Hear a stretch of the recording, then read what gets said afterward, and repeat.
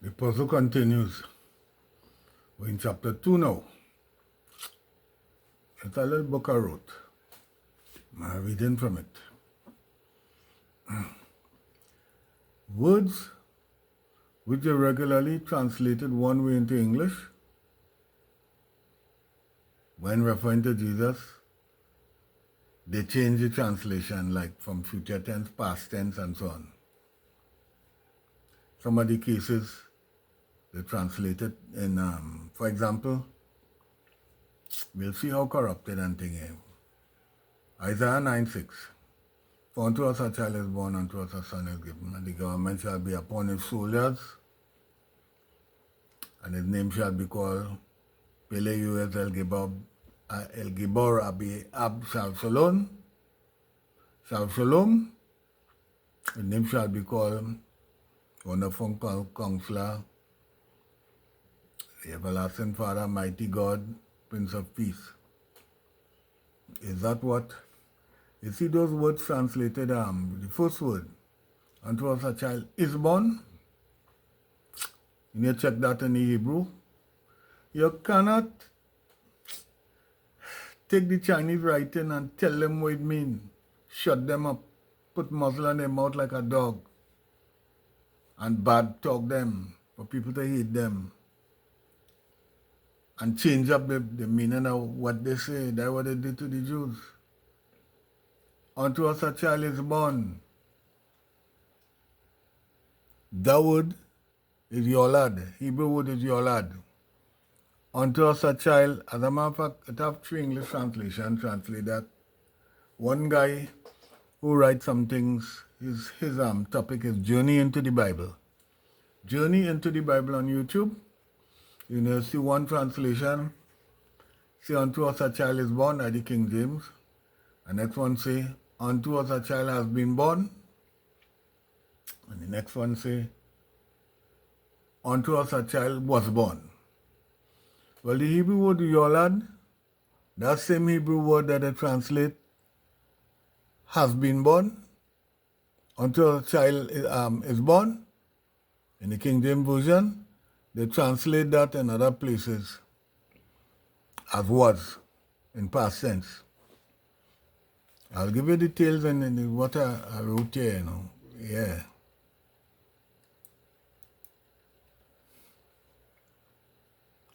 Then they have a son was given. They have a son is given. That word is Norton. They have translated that same Norton, the English translators, as was. The Hebrew reading, matter of fact, is this. A child has been born. Right? The government was placed on his shoulders.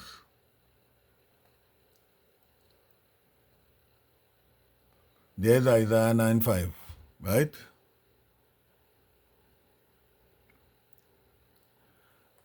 And the last piece. And the Almighty, the Everlasting Father, the Mighty God, the Wonderful Counselor, called his name Prince of Peace. What is that you're talking about there? You see the first chapter of Genesis? In the beginning of the Word, and the Word was with God? No, that is John. In the beginning, God created the heavens and the earth. You know how that is? That is how that will read if you translate it, if it is translated directly. In beginning created God the heavens and the earth. Many of these languages put the verb somewhere else. The English putting the verb behind the noun. Right? So the Hebrew explained to you that was not speaking about nobody who's going to come and born and so on.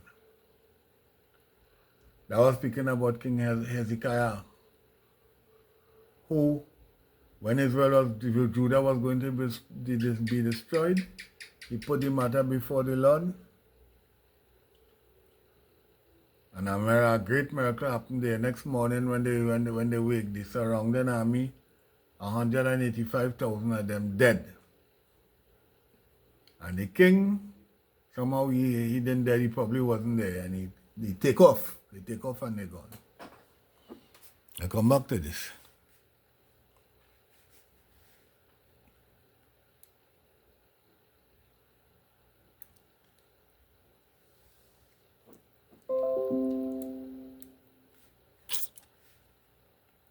Pause. A good example is Genesis 1:5, and God called the light day. The English translators translate Genesis 1:5, the same Hebrew word that they translate shall be, and so on to make it look like a prophecy. They translate that called. They have a list of words. They did that too.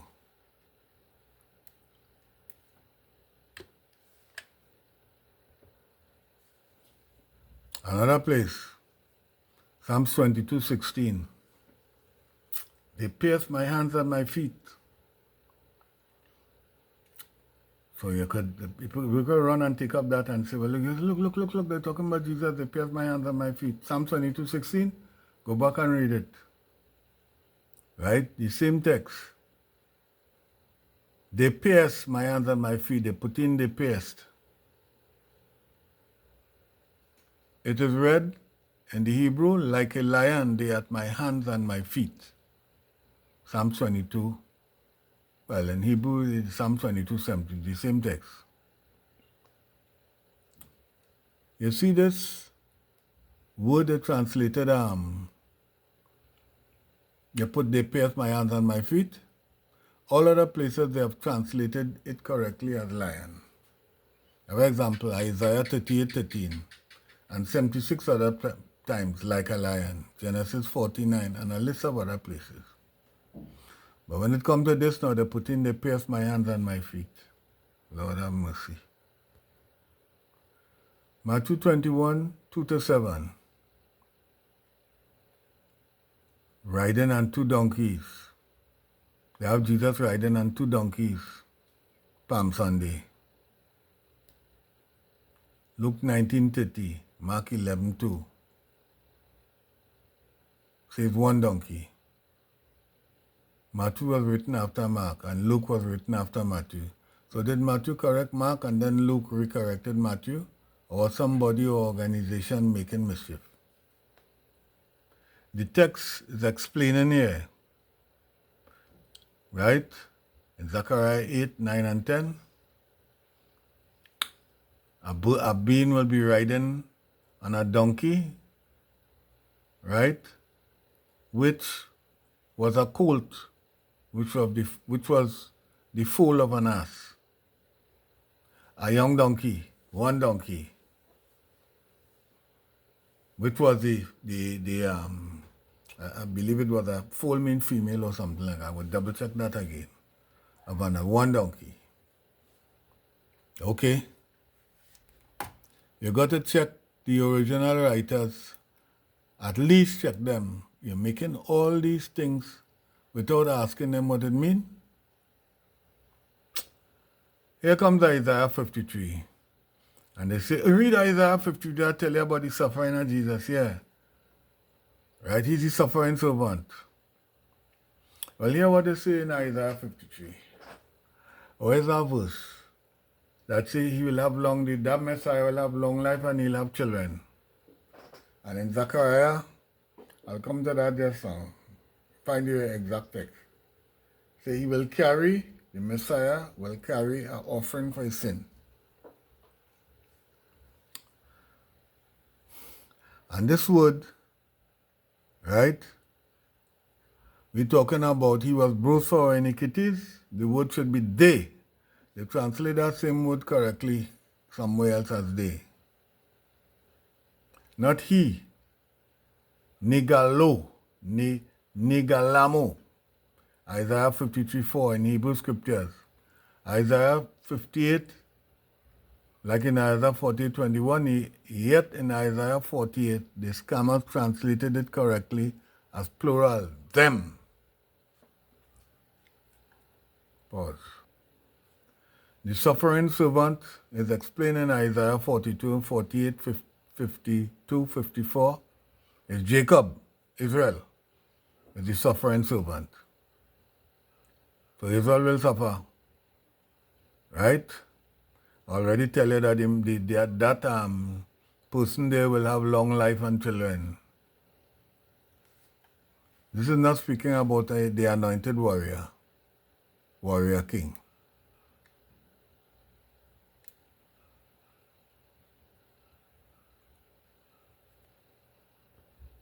Did Jesus have long life and children? Was Jesus anointed? Who is the priest that anointed him as a Messiah? I have a special topic on Messiah and the qualifications in Messiah. The Almighty in Isaiah and other places repeatedly say things like, I am the Lord, and besides me there is no Savior. Underline no Savior.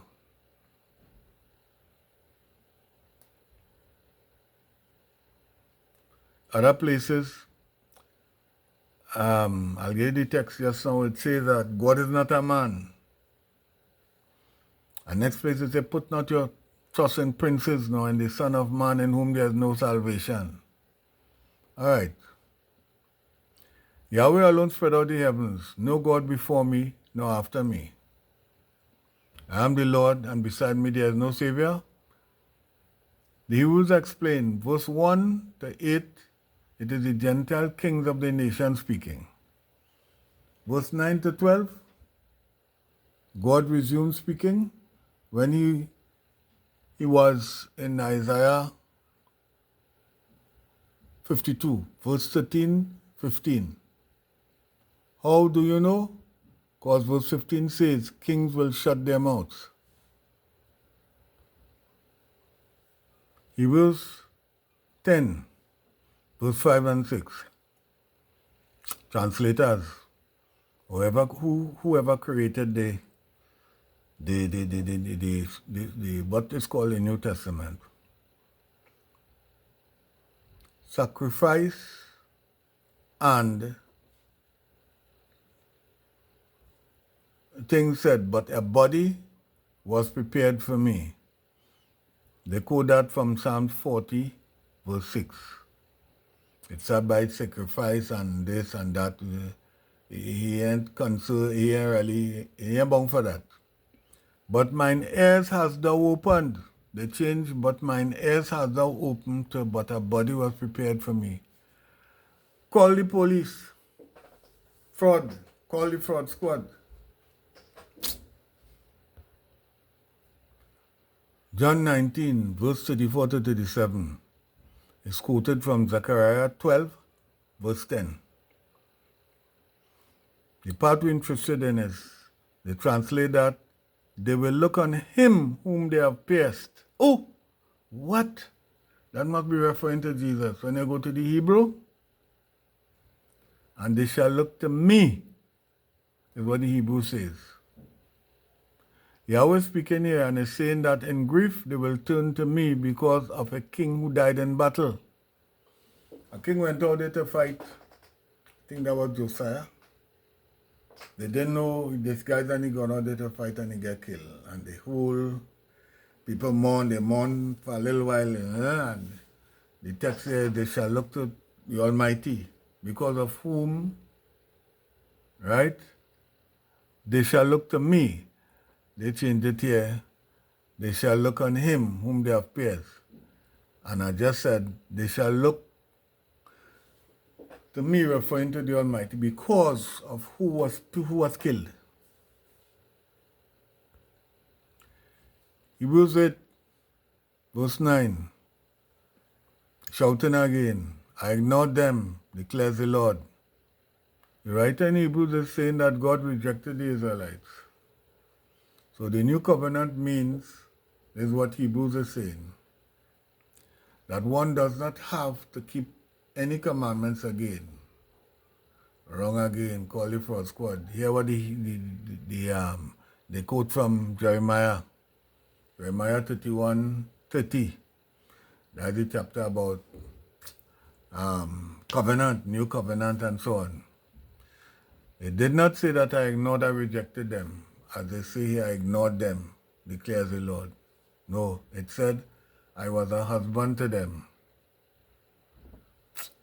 This New Testament here is committing an offense to be sent to jail by a court of law for fraud. Fraud squad for them. Fraud squad for them. I should have dealt with this before. Isaiah 7:14. Matthew shouts that a virgin shall conceive and bear a child. This is what they are talking about. And his name shall be called Emmanuel, because he shall save his people from their sins. You'll be surprised later down in this what you're going to find out. Who come up with all these things? When you go back to Isaiah 7:14, it is not saying that.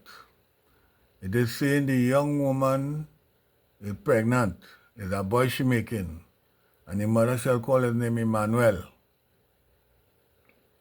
So every time you look at the little boy, when he starts to grow, before he has enough sense to discern right from wrong, those nations that planning to destroy Judah, that is northern Israel and Syria together, they done mash up, only Jerusalem remain, those same nations will be destroyed. That's why Isaiah went to the king Achaz, I think Achaz is his name, right? To tell him what is going to happen. That is not because they wanted to find out what to do about the king. Don't know what to do. Isaiah, God said, go and talk to him. You meet him by the water running somewhere and go and tell him this. Isaiah said, you want a sign? He said, no, I want a sign. Okay, I'll give you a sign. And what's the sign? The young woman, they're referring to some young woman around, there could be whoever, right? The young woman is pregnant. It's a boy she making. And that Isaiah 7:14 is about the northern kingdom plus Syria, as I said just now, will not, don't frighten, they will not destroy Jerusalem because they themselves will be destroyed and taken away. As a matter of fact, Isaiah 8:14 somewhere, Isaiah say, by the way, Isaiah means God is salvation. I mean he's God. And this, I said it just now, every time they look at the little boy, God with you, God with you, God with us, God with us, that means they wouldn't destroy all of them. So in Isaiah 8:14, Isaiah saying, I went in unto the prophetess, and she conceived, right? And they shall call his son name Maher-shalal-Hash-baz, which means make haste to plunder. Quicken the loot, hasten the booty. That is the same two nations. They done clean out that place and the land laid waste, so they go and take the loot. So it's not talking about 700 years later, a person going to be born, they go call him Jesus, for he shall save his people from their sins. How would that help them now that they're going to get conquered? Imagine an army coming to conquer where you live in, and they're coming down. What comfort is that to you if they tell you, well, about 1,000 years from now, 600 years from now, a Messiah will come and born to save people from their sins? Well, how that going to help you there? How would Isaiah be specific into what God sent him to do for the situation that exists? So if somebody asks you, what is your name? You're going to say, today's Christmas Day. Where you living? I will follow Jonah. You're not answering direct. Did you notice also that Matthew said, the gospel according to is not Matthew write it, right? Said according to the scriptures, a virgin shall be born. There was no virgin, but a young woman. I explained that already. So that text according to the scriptures, does not exist. No scripture saying that will happen.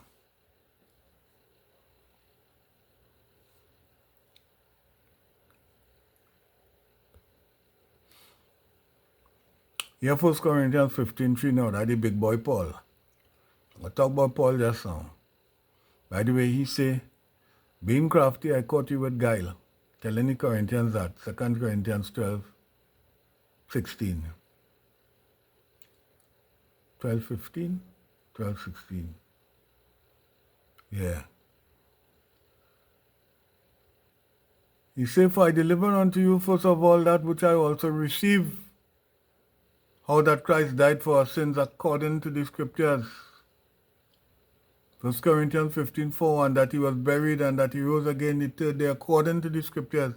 There is no prophecy, prediction that the Messiah will come, right, to die for your sins. In fact, I should put in this here, don't mind I have it further down. I should put in this here. Jeremiah 19:5 and I think 32, 35 or somewhere there, but let's deal with the 19:5. Say, Jeremiah explaining to us that it never entered the Almighty mind for a human sacrifice, for a person to die for another person wrongdoing. That never entered his mind. Moses tried that. Moses said, well, look, the Almighty said, look, move out there, Moses. I'll wipe out them people and make a nation of you. Moses said, oh God, take me now. I got, say, nah. Deuteronomy 14:16. He said, nah. That soul that sinneth dies, the soul that gonna die. He said that somewhere else. I'll come back down there and come on to that. He said that somewhere else.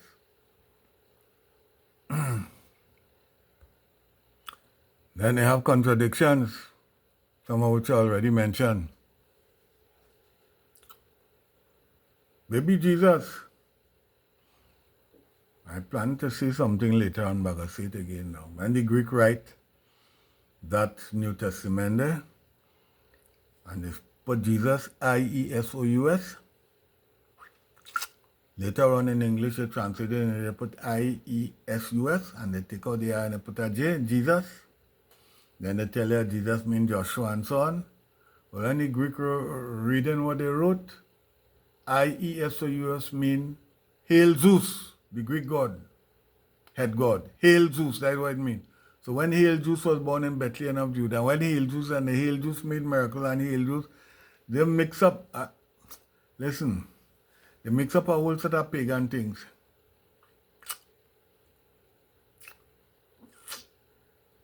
In order to calm down the Jews. I'll come to that. It's taking too long to come to that. All around 100 AD, they always have a threat from the Jews looking for Messiah to come and overthrow the oppressors. So Rome say, all right, and they come with a good plan. A guy named Josephus, whose mother was a Jew, and the father was a Roman, a rich Roman called the Pisos. They start to formulate things. I'll give that entail in the future, and they create something, turn the other cheek. He coming just now. Jesus coming just now. The Savior will come just now. He didn't do what he's supposed to. He'll come back. He'll come back and do it. Right? So you could run into the lion and get your neck, get eat up and thing. You could run into the sword and thing, because just now, your Savior going to kill the Romans. Good trick. Right? So don't think about getting slapped and getting whatever. But the weapon they come up with, that's the kind of weapon they come up with. So we dealing with baby Jesus now. One book has him born in Bethlehem. Well, he born in Bethlehem, Matthew. And because Herod wanted to kill him, he ran away to Egypt. And he stopped in Egypt. It was probably about 2 years, and he stopped until Egypt until Herod died. When they do the calculation, they find Herod died in about BC 4 somewhere there. So Jesus was born in BC 6, 4 years before Jesus was born. That's the next. They use the birth of Jesus to start checking time. Right? From now on, we're going to start checking from the birth of Jesus. And they choose the wrong date. That's the next topic. Look at Jesus living in Nazareth, not Bethlehem. And go down Bethlehem to born, and in about 8 days or whatever time he done come back in Nazareth. Is that not a contradiction? And they deal with him circumcision, whatever they have to do with a little boy. They deal with him. That's why Matthew still have him in Egypt and come back yet, you know. Except I don't know, he take a plane, he went down by Matthew and Mary went by the travel agency or something and take a plane or take a bullet train or something like that and go down there and go into the future and come back, go into the past and come back. I don't know how they do that. Then the next thing about Luke, right? Look at Jesus born in the time of some man named, what's the man name again? Quintinius, who was the governor. Quintinius was the governor about 6 years by the same calendar, about 6 years, right? Look at Jesus born about 6 years after Matthew had him born. Somebody said 10 years because they're using 2 calendars. The same calendar, right?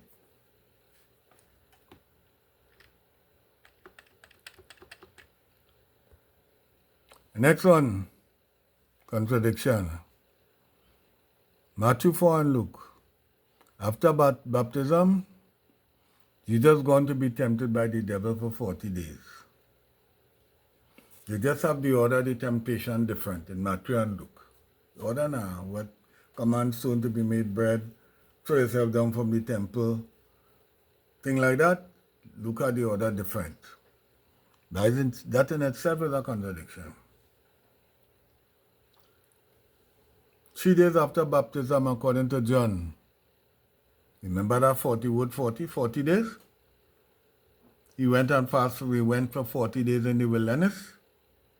And there was a little contradiction because the order of the temptation, how it went in Matthew and Luke. And John, 3 days after baptism, they had Jesus whining in a party, a wedding in a village named Cana. By whining, I mean making wine. I don't know if they used to dance wine and dance, well, I don't know. Music playing and whatever. 3 days after. Is either 3 days, Jesus was making miracles. He alleged to be making miracles. The prediction didn't say the Messiah will make no miracle. He was supposed to be a warrior king to liberate Israel, the Jews, from under any oppression. Right?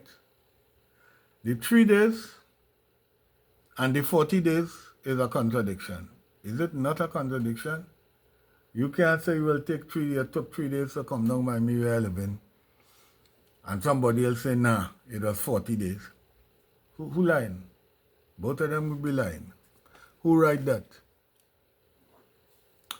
You have a Warner Brothers production, you have a Sony Pictures production, you have Metro Goldwyn Mayer, they are different with Netflix, all them making stories.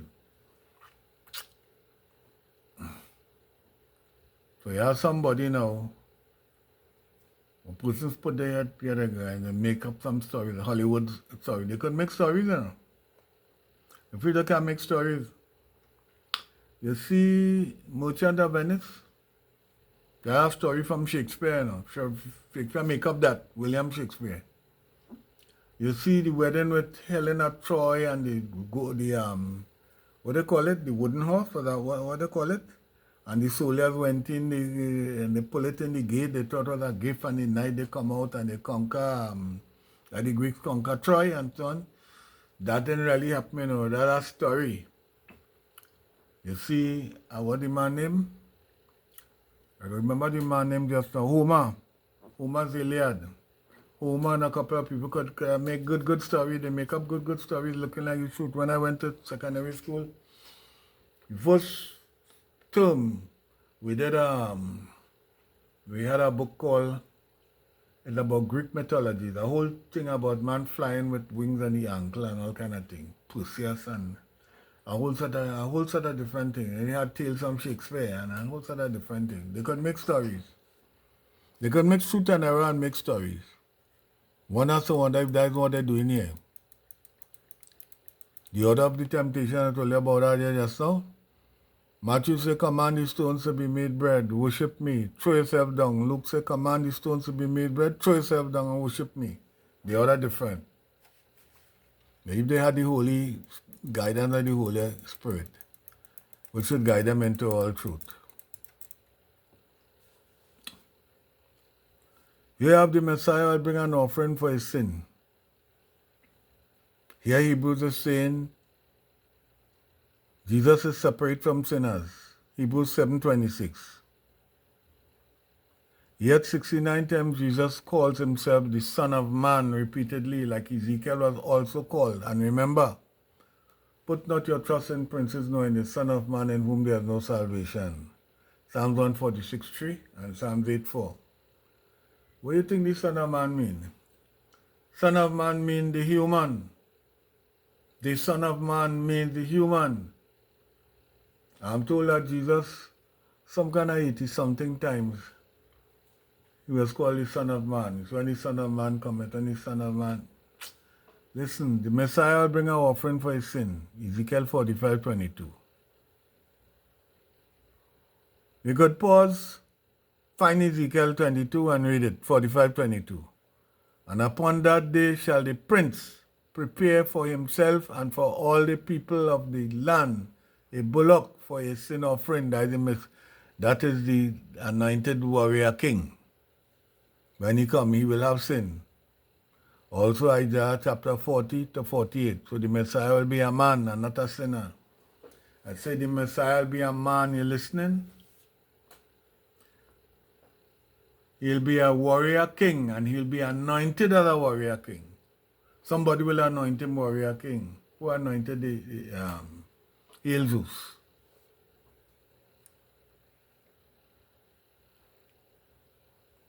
There is no man that sinneth not. 1 Kings 8:46.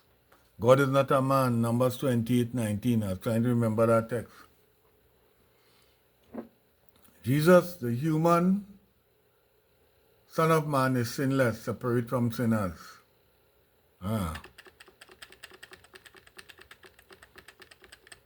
They believe from the stories they write and how they put over that he was a God.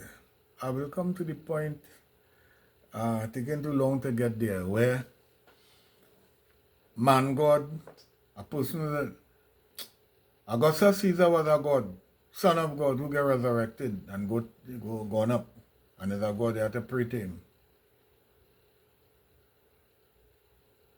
Rome, Romulus and Remus, and Romulus killed Remus, who formed Rome. That's why they didn't call it Rome and they call it Rome. He died and they say he gone to heaven. Mitra, if you hear they talk about the Mitra and born the 25th of December and blah blah blah blah blah blah, you will think it's Jesus they're talking about. Son of Man. Micah 5:2. But thou Bethlehem Ephratah, though thou be little among the thousands of Judah, yet out of thee shall come forth one who is going to be from everlasting. That's how the English translated. That's not what it say.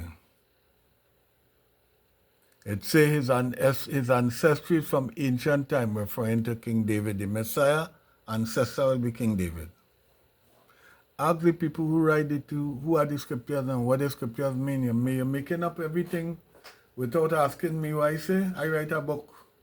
And you're not telling me nothing. You're just quoting from my book and crossing out and adding in things. And you're asking me nothing. I'm talking from the dad, sorry. I could talk otherwise,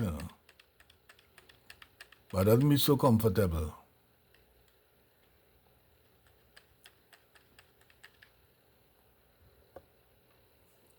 I told you just now about Jeremiah 19:5, who said never entered God's mind, the Creator's mind, for human sacrifice. Imagine Jeremiah 32:35 and 19:5. Ezekiel said the same thing, I'm told. In Ezekiel 18:20 to 21.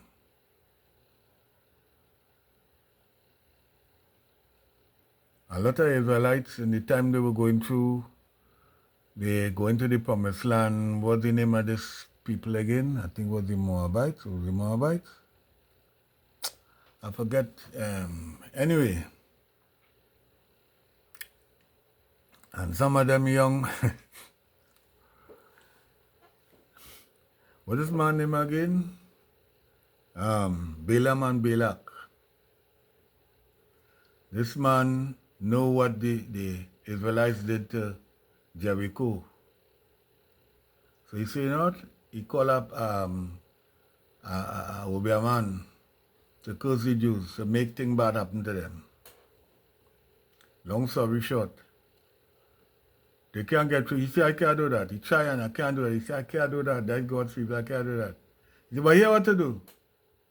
Go down, let your prettiest ladies go down by where they go into bed at the river and go down there and think. Imagine them. You know, some of them ladies' legs have demon in it. When you see in the leg, God make them a certain way. You don't know how they leg nice so, or the breast or whatever. Well, they go down there walking and mincing according to Isaiah 3. They go down there walking and mincing. Anyway, you know what happened? Some of them men and some of the female going on top of the hill by the shrine where they worshiping. They have a big statue there with fire in the hand, Molech. Right, but that one was Molech. And the ladies go in and get pregnant for the priests up there, the pagan priests. When they make the child, they're going to arrest the child and they burn in hand, fire. You hear? Well, at a certain point in time, well, that's how they get through to the Israelites. They couldn't get through otherwise.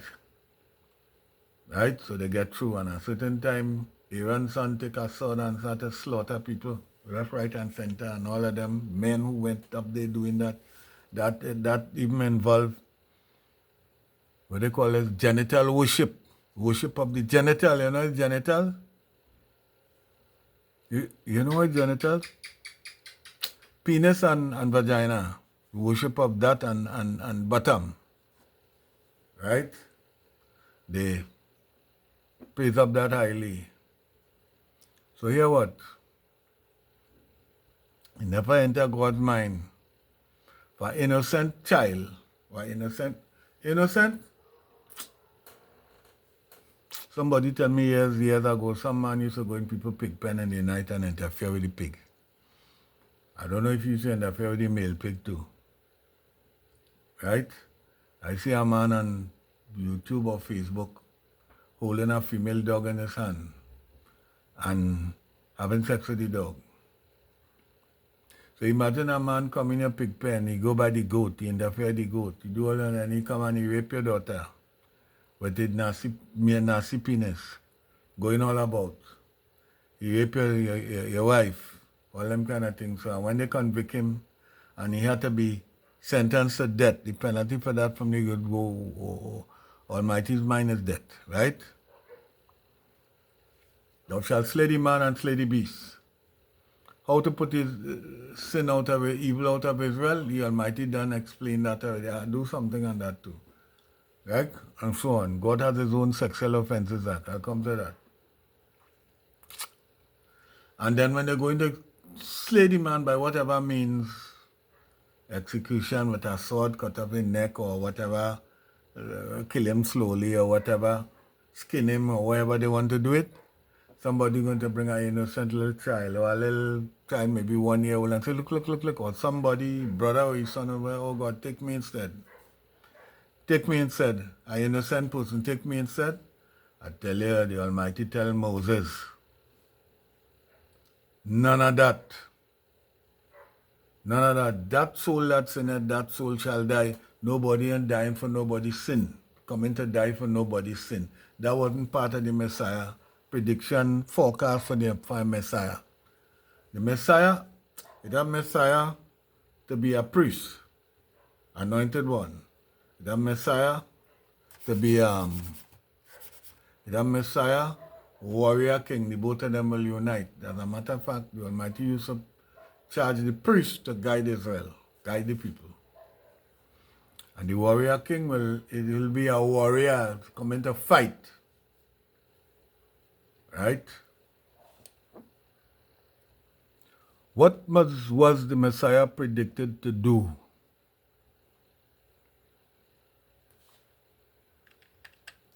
I give you a little hint there. The Messiah, I tell you, was supposed to be that Messiah, warrior king.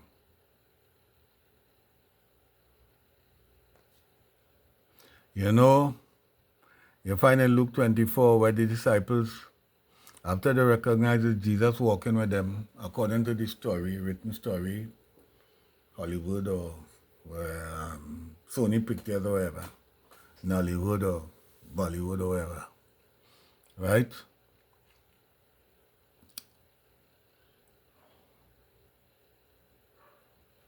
They tell him, we disappointed, you know. We thought you come to liberate Israel from oppression. That's what they thought. They thought he was the warrior king who coming to liberate them. So what is the Messiah supposed to do? I give you some hints already.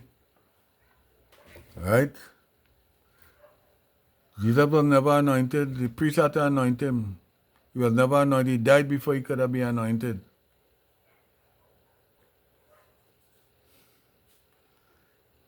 One Messiah, Messiah, anointed one, the priest, would have to come from the lineage of Aaron,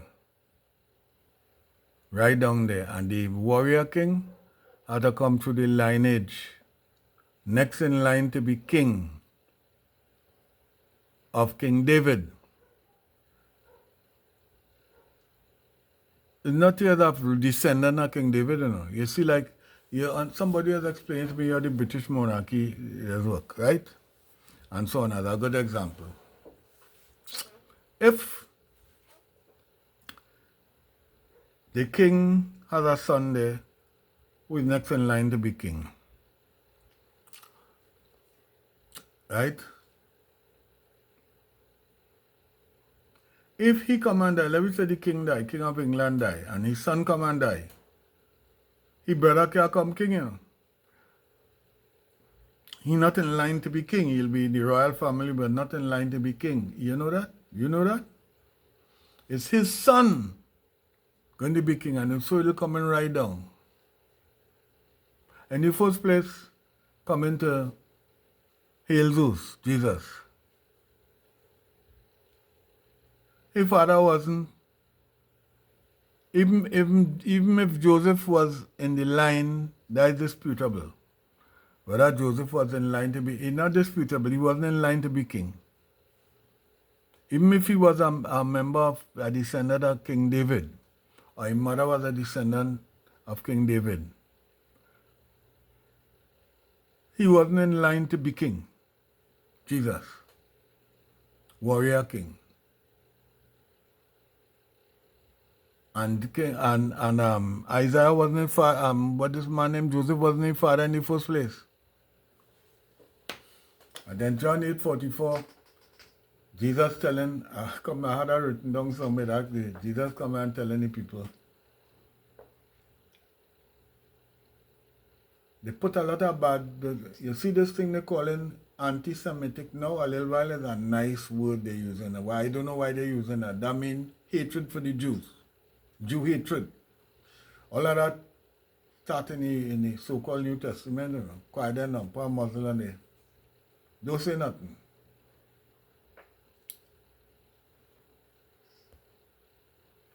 So Jesus telling them, who want to use scribe and Pharisees? All you wicked, all you this, that. All kind of thing he telling them. Yeah, your father, the devil is your father. The devil sinned from the beginning, and Saul is sinning from the beginning. Nobody doesn't check the answer, you know. If that story, the answer, they say, at least we know who is our father. But we wasn't born of sexual uncleanness. They're trying to tell him, Joseph is not your father. And they're saying Joseph is your father, and he's not your father. Who is your father? That is sexual uncleanness, whether it's so or not, whatever, story they make up, right? Whatever. Right? The next thing, you have Jesus. They're saying Jesus is the Messiah, which is supposed to be our warrior king. He's the Lamb, right? He's the high priest. The high priest is supposed to kill the lamb, so he's going to kill himself. They're saying he is Michael, the archangel. He's everything. They're saying he's everything.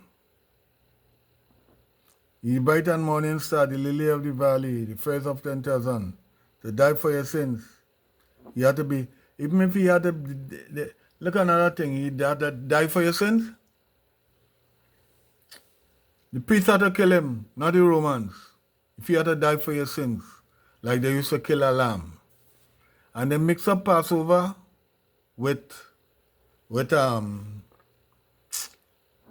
Day of Atonement, Yom Kippur. Yom Kippur is the time from the year they used to kill a lamb and a goat and send one goat gone in the wilderness with the sins and it's gone with a bell around the neck and a next goat thing brought blood sprinkled on the people and so on. Whoever was formulating that story, they make lots of errors and things and they mix up truth with lie because it didn't have no Passover lamb dying for your sins. Passover lamb? Here, what about the Passover lamb? Everybody had to kill a lamb home. They get the lamb first day of that month, that first month. I'll tell you, well, how they arrive at the first month and thing. Not by a calendar the Jews are now, by when a new moon come out during the barley harvest, barley ready to be harvested. This shall be the first month of the year to you. And everybody, on the 14th day, in the evening, they'll kill the lamb. If it's a poor person, they might kill a dove. If it's rich people, they will kill a big bull. And they sprinkle the blood and the sand, cover it with sand, don't drink no blood and eat no blood. Right? And eat that in the night. The night now will be past the feast, the festival of bread without, thing without yeast and thing, baking powder and thing together with the meat, and they drink wine. And they'll do that for 7 days. That's what the Passover was about. The Passover wasn't about nobody dying on no cross or nobody. Priests used to kill the lamb for people too, you know. They go by the priest. Right? They had to kill, the Jews have a way of killing lamb like the Muslims. They must suffer the least. They mustn't go through no long sort of thing like my father used to be mining pig and thing, and when they killing the pig, I a little boy watching what they're doing. They're trying to make the pig take longest to die because they'll get more blood. Catch more blood to make something called blood pudding. Well, the Jews, it must be a quick thing. Whap! And he puts the animal, even though it's dead. Whap! One time, animal dead. Right? Well, some people used to carry, the priest used to do some kill for people and they go on with it. And some killing at home. Right? And so on. So they mix up Passover with Festival of Trumpets, which end with the Day of Atonement. They mix up that. They make a big blunder there. There is no prophecy, prediction, forecast given to the Almighty to give the people that the Messiah will be a adopted person like Jesus was adopted by Joseph. And they make up some stories. Except Paul's opinion, chapter 1, verse 1, to wherever.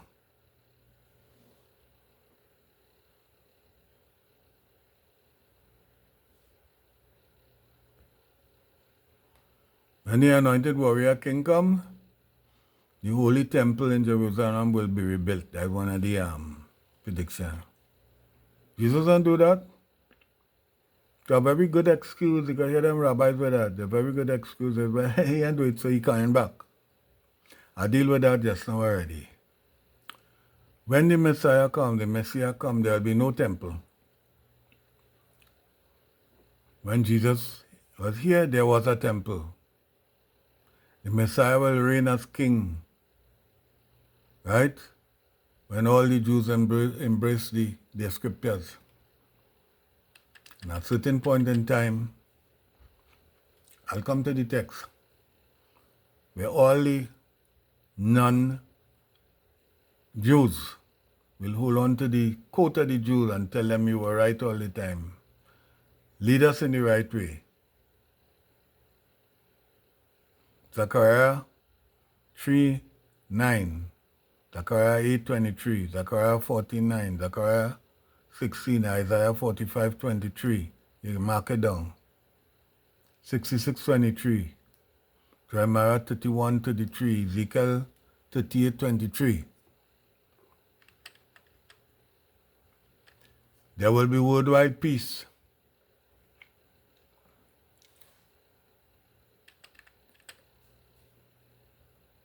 Even if Jesus did miracles, which cannot be proven, God did not tell any prophet that the Messiah will raise the dead, and so on.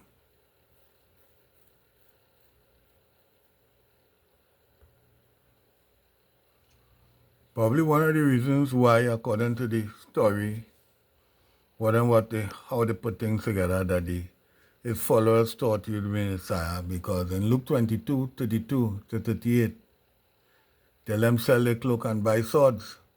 Certain time they had 2 swords.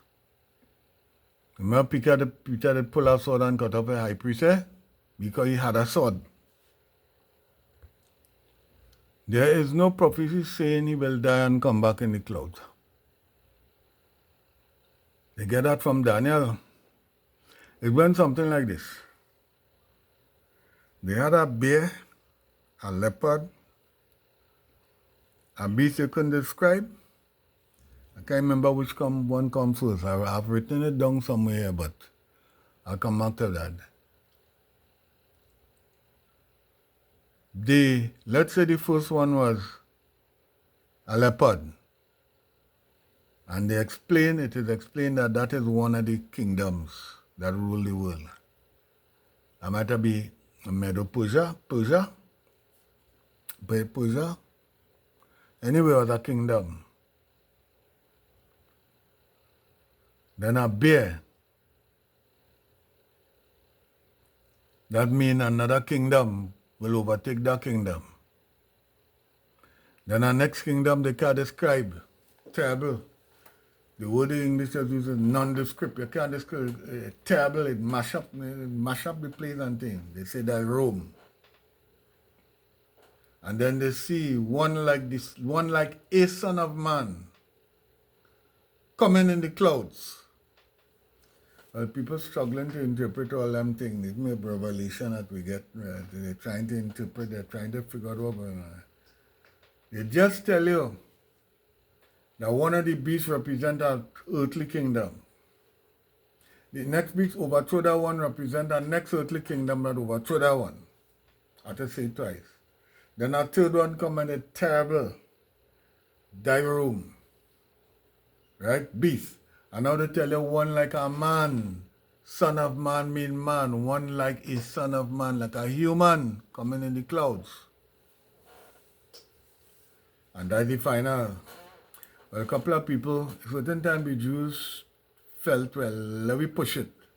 Because different times they had people who say they're Messiah and like they're going through one thing, and at some certain point in time, the Romans go mash them up. Somewhere in the 135, somewhere there, an emperor named Hadrian, Hadrian, the Bakoba revolt, they come, and he say, no, I'm going to settle that.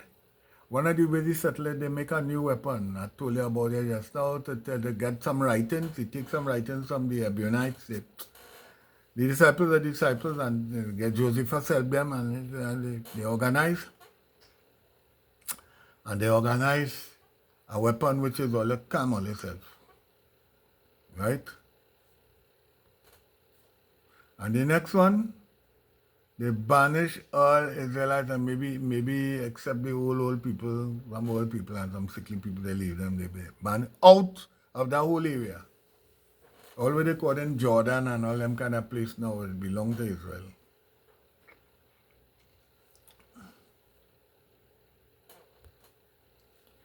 So they make several, they do several kind of different, they had one Messiah before Jesus, let's say, have arrived, named Jesus. The Romans catch him and they leave him in the street for Kobo and things, well, I say Kobo, vultures and things to eat him up, scavengers to eat him up, there in the street. So I trying to understand this thing. Somebody think you can understand because of failed prediction, what people interpret, and it was wrong. Rome still ruling. I must be really gifted, boy. I gifted. Is a lot of efforts made to make certain things happen. The last, one like a son of man, one like a human come and overthrow, that's the Messiah, the warrior king. They try to make it happen, and all they try to make it happen, it happen. Because Rome still ruling. And that is saying to me, is saying one like a human, the rest were like beasts, kingdom just coming like a human. In the clouds, to me, in the clouds mean they will need divine help. Why you'll need divine help? Who you could kill with sword and bow and arrow and thing now and pelting them with slingshot right now? They have nuclear weapon. One nuclear weapon drop in the Caribbean, the whole Trinidad, Jamaica, everybody gone. They boom, everybody gone. So they had to have divine help when this Messiah come. But Rome still ruling. I said that 3 times. Let me show you how Rome still ruling. What the days of the week? Monday, Tuesday, Wednesday, and Sunday, and so on. Rome gave us that. In the first place, Rome gave us the timing, the calendar we have now. Rome used to check the time from the building of the city of Rome. The Jews would check the time, the Jews still checking the time, or not check it from the creation, right? And so on. And so they decided to come out in a different way because Rome take over the, it's called, since in 100 AD there, but they call it the Catholic Church. Ignatius of Antioch write a letter to somebody, and the word Catholic Church mean universal church. Rome already had a church, a pagan church, that they bring in, that they mix up all kind of things to make one church, one world religion, right? So, Rome, yeah. So they take a year, I think 753, somewhere there. The year 753 of the building of Rome. They take that year and they make it 81 in the year of our Lord. That's them Lord now. Right? They just choose the wrong date, which make Jesus born BC 6 or something like because of the date there. That's beside the point. So this calendar the whole world using now, that Rome gone yet? when Rome get conquered as a military power, Rome continue as the church, Senators and things come, supervisor, priests and things, bishops and things, And they continue, as a matter of fact, they have, I'm going ahead of myself now because I have a special chapter for that, for those things. Right? I just trying to splice in here. What's the days of the week? Sunday, Monday, Tuesday, Wednesday. Sunday is Sun's Day, the venerable day of the sun. Monday is Moon's Day. Tuesday is Tweez, right? Wednesday is Wooden's Day. Thursday is Thor, the Greek god. Friday is Frigga, and Saturday is Saturn's Day. We have that. What else we have from Rome? Rome's still here. What the months of the year? January, February, March, April, May, June. All the months of the year come from Rome. Every one of them months of the year come from Rome, still here. Rome, you see how Greek culture stick into thing the world at a certain time? Well, Rome adopted Greek culture and thing too. And Rome, God, the Greek god was Zeus. Rome god was Jupiter. They just changed the name. And they have sons, and so kind of, so Rome still here.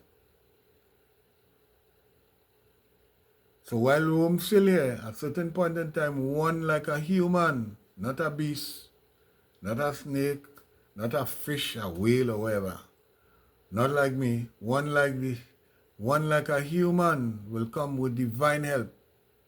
All them nations, plenty nations, nuclear weapon, I said that just now. So how you come and fight them with spit? Where you go fight them with spit? Or you go see when you come in camera, all kind of thing. They need divine, at a certain point in time, divine help, and then no one could know everything. If the Jew can't play, they know everything. They say, God this is because God this. He tell you that? I'm not going to tell him nothing. Even the rabbi descended from the scribes, the Pharisees. Or the Pharisees and the priests. In Jesus' time, the priests were called Sadducees. But before that, I said that earlier, God gave the priests, right, the charge to guide the king and the people.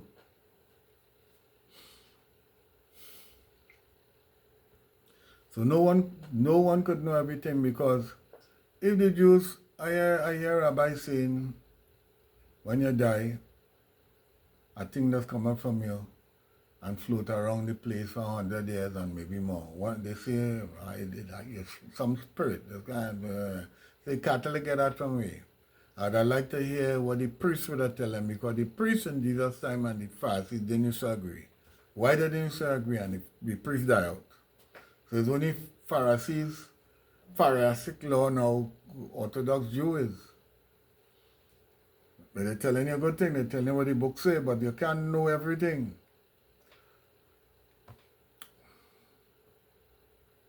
Some of the things we have to wait till you see play it out, then we will understand, oh, that's what it means. Here's a good example. Is Daniel 9? I think it's Daniel 9. I have that later on to talk about. I'll talk about it now. I'm more comfortable when I am reading. What does that Daniel 9 say? It says 70 weeks. That is called the 70 weeks prophecy prediction. Well, Adventists and other people say that means Jesus coming in 81, what they call 81. That was referring to Jesus. But all Jesus reading people, Bible is saying that Jesus coming. The rabbi come. Now the rabbi could talk, They're talking on YouTube now, They have them muzzled all the time, Or else. A guy in want something, he go and write something. He wasn't even a Jew. They don't like what you write. You have to write what Rome like. They cut up your hand and stick it up in the library. Everybody to see. Don't try that.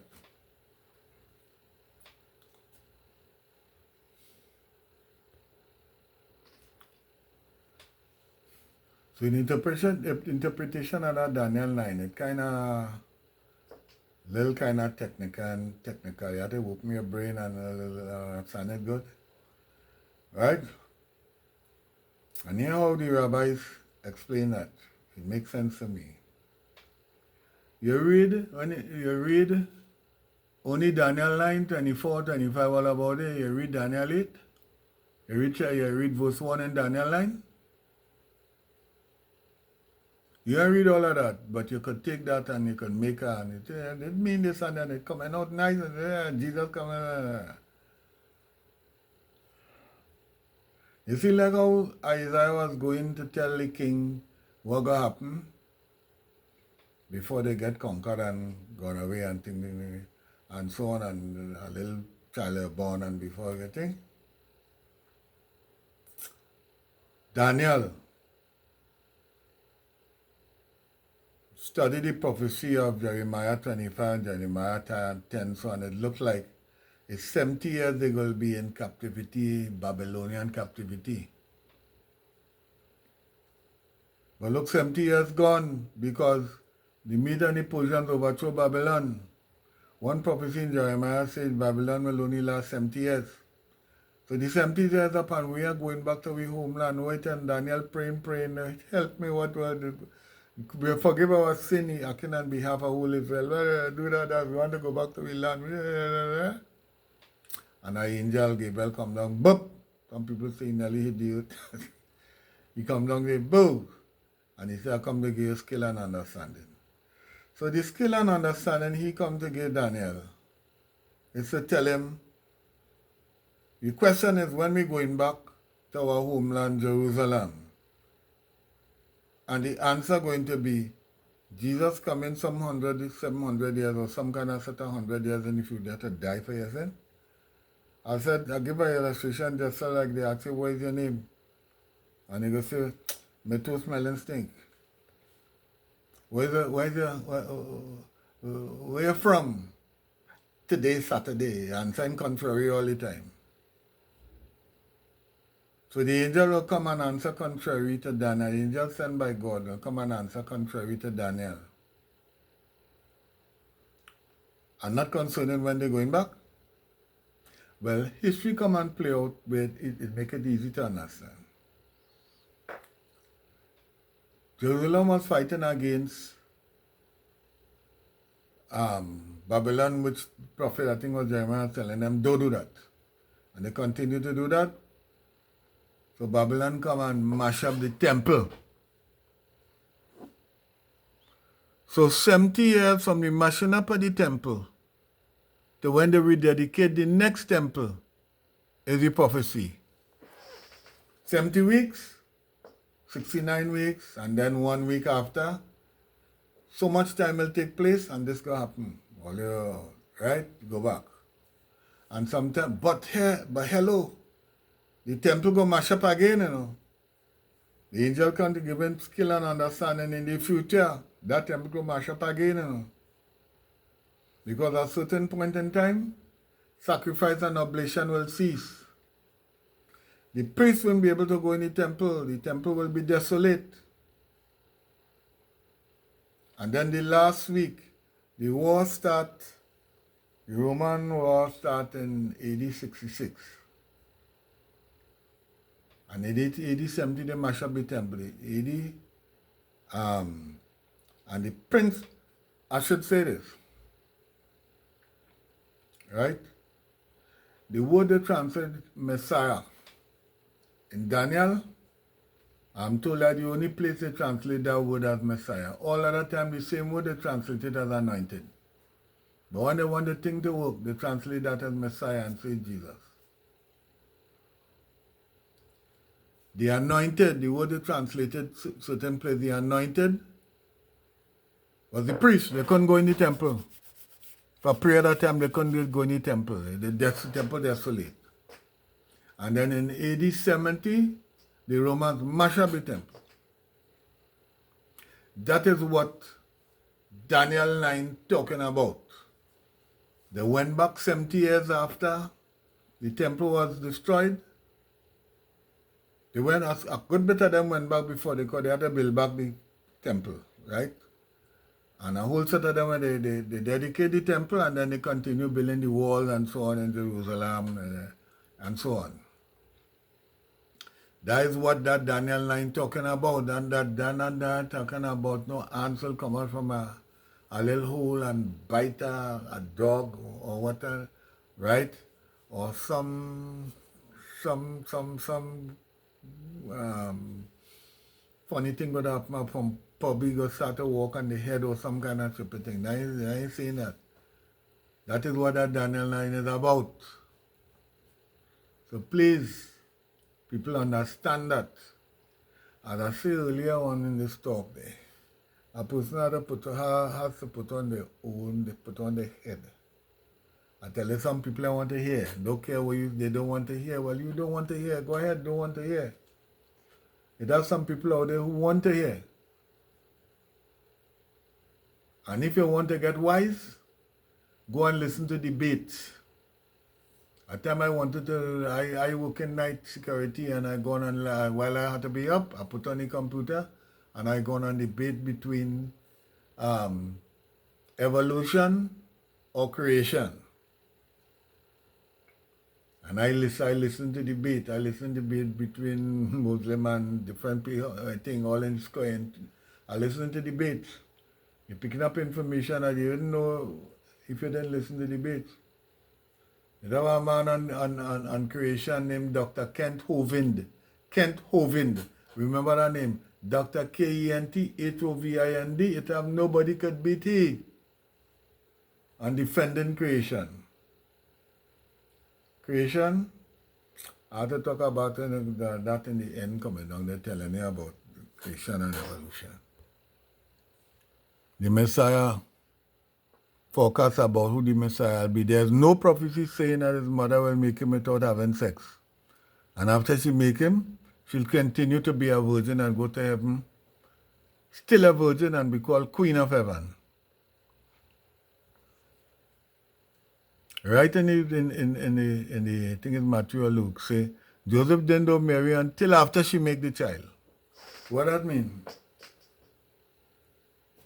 If somebody write down you didn't have sex with your wife until she come back from England, what that mean? And when she come back from England, you gonna mash it up?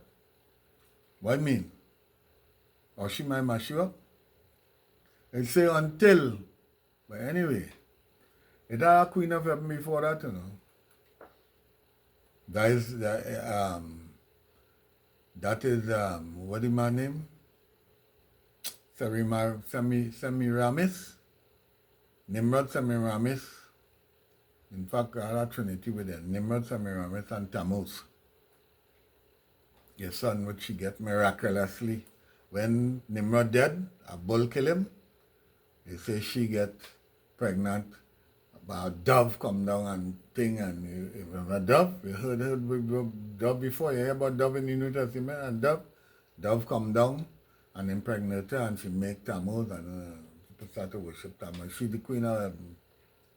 And some of them pictures they take, and they have holding baby, they take that same picture and they put Jesus, mother, holding him.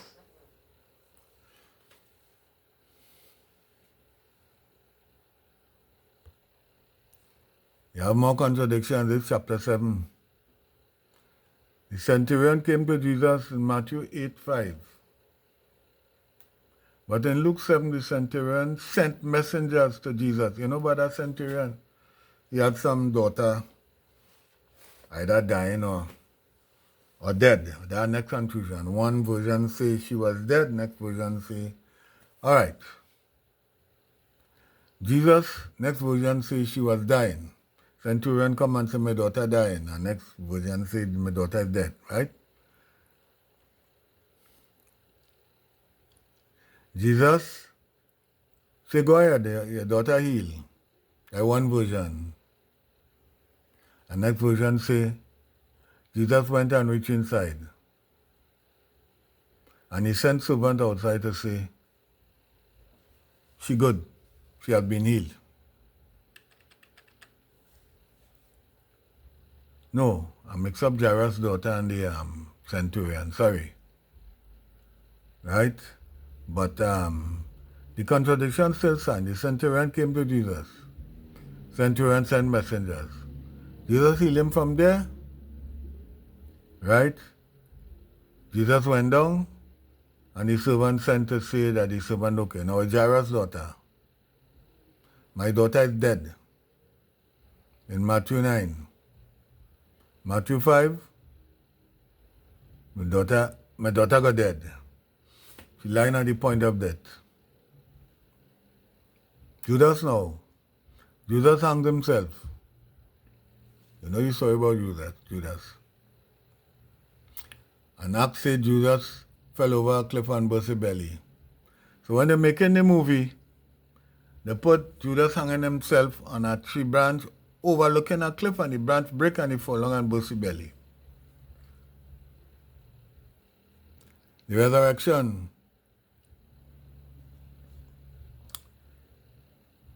Do people go and anoint a dead body after it stink up the place in 3 days?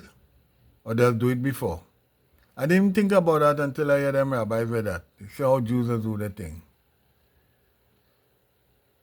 3 ladies go in, they go in the and they used to bury nobody. They have the Catholic prayers and they descended into hell, meaning in the grave. The Hebrews didn't used to bury nobody in no grave, dig no hole and bury nobody. It used to be a cave above the ground. They don't bury, they put you inside there and embalm you or what they put in, right? So, they don't go on to thing after 3 days, right? If you're not sure about that after 3 days business, in John, when Jesus come, and Lazarus dead and he take his time and he reach, it was done about 4 days already. They say, well, behold, he stinketh. Either 3 or 4 days, I must check that. They say, by now he stinketh. So they can't do nobody nothing. Listen, right? Listen. Listen.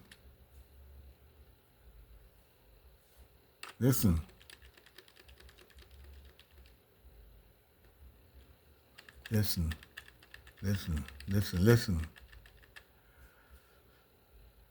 I could go on and on. Somewhere they have for many hundreds of quotes from the Old Testament.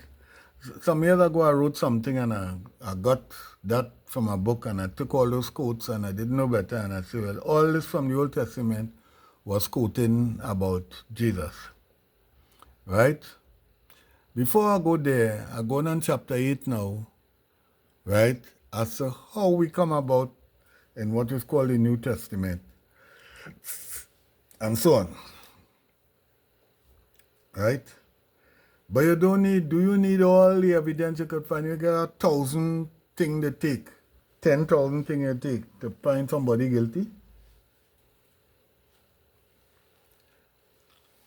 You need enough evidence to either discover some people dealing fraud and you should call the police or whatever, right? So, somewhere here, we're going to wonder now in chapter 8 here, we're going to wonder now how we get our New Testament, the thing called the New Testament, where it come from? I could tell you the answer in short, I'm going to tell you this way. They take the writing, letters, and they stick them together, they call it New Testament. And later on, they get the Hebrew scriptures that just show you the benefit of the dual kind of thing. They call it the Old Testament. That means this new and that old. Forget that. Paul said the two. And here Adventists and Watchtower arguing, forever arguing. Right? And so on. Sabbath keepers and non-Sabbath keepers forever arguing. When you want to find out what is the truth, you either start in the back of a book or the front of the book to get the story. When you find out what is truth, so shall thou put evil out from among you. You have to start from Genesis reading coming up. And when you're coming up, you'll see how God thinking, right? You'll see what he's going to tell you about So shall thou put evil out from among you. Do this, do that, do that, do that. You're starting from the back of the Bible, back of the thing, right? To try to correct the scriptures that prophets got, God spoke to them and they write it down and so on. It has been proven.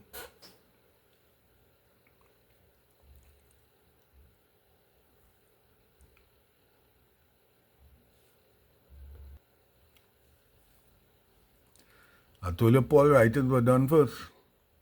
Scholarship showing that now.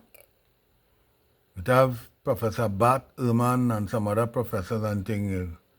Bart D. Ehrman, E-R-H-M-A-N. I got the rabbis and things. Paul wrote in the 50s. The first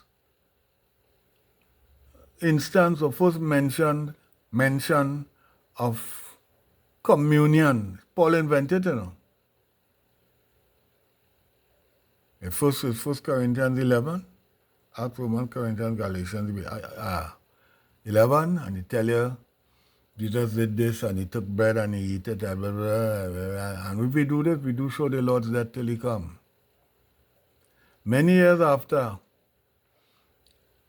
when the Gospels were written, you say gospel mean what? Good news? They have finished telling you, gospel means good news of war success. That's what it means.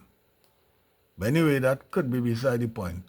When they write those things, they write it to fit what Paul done say and done establish in Gentile churches. Smart. They send Paul, you know, I heard a lady say that some years ago. I said, what? And I started to listen, I started to use my brain.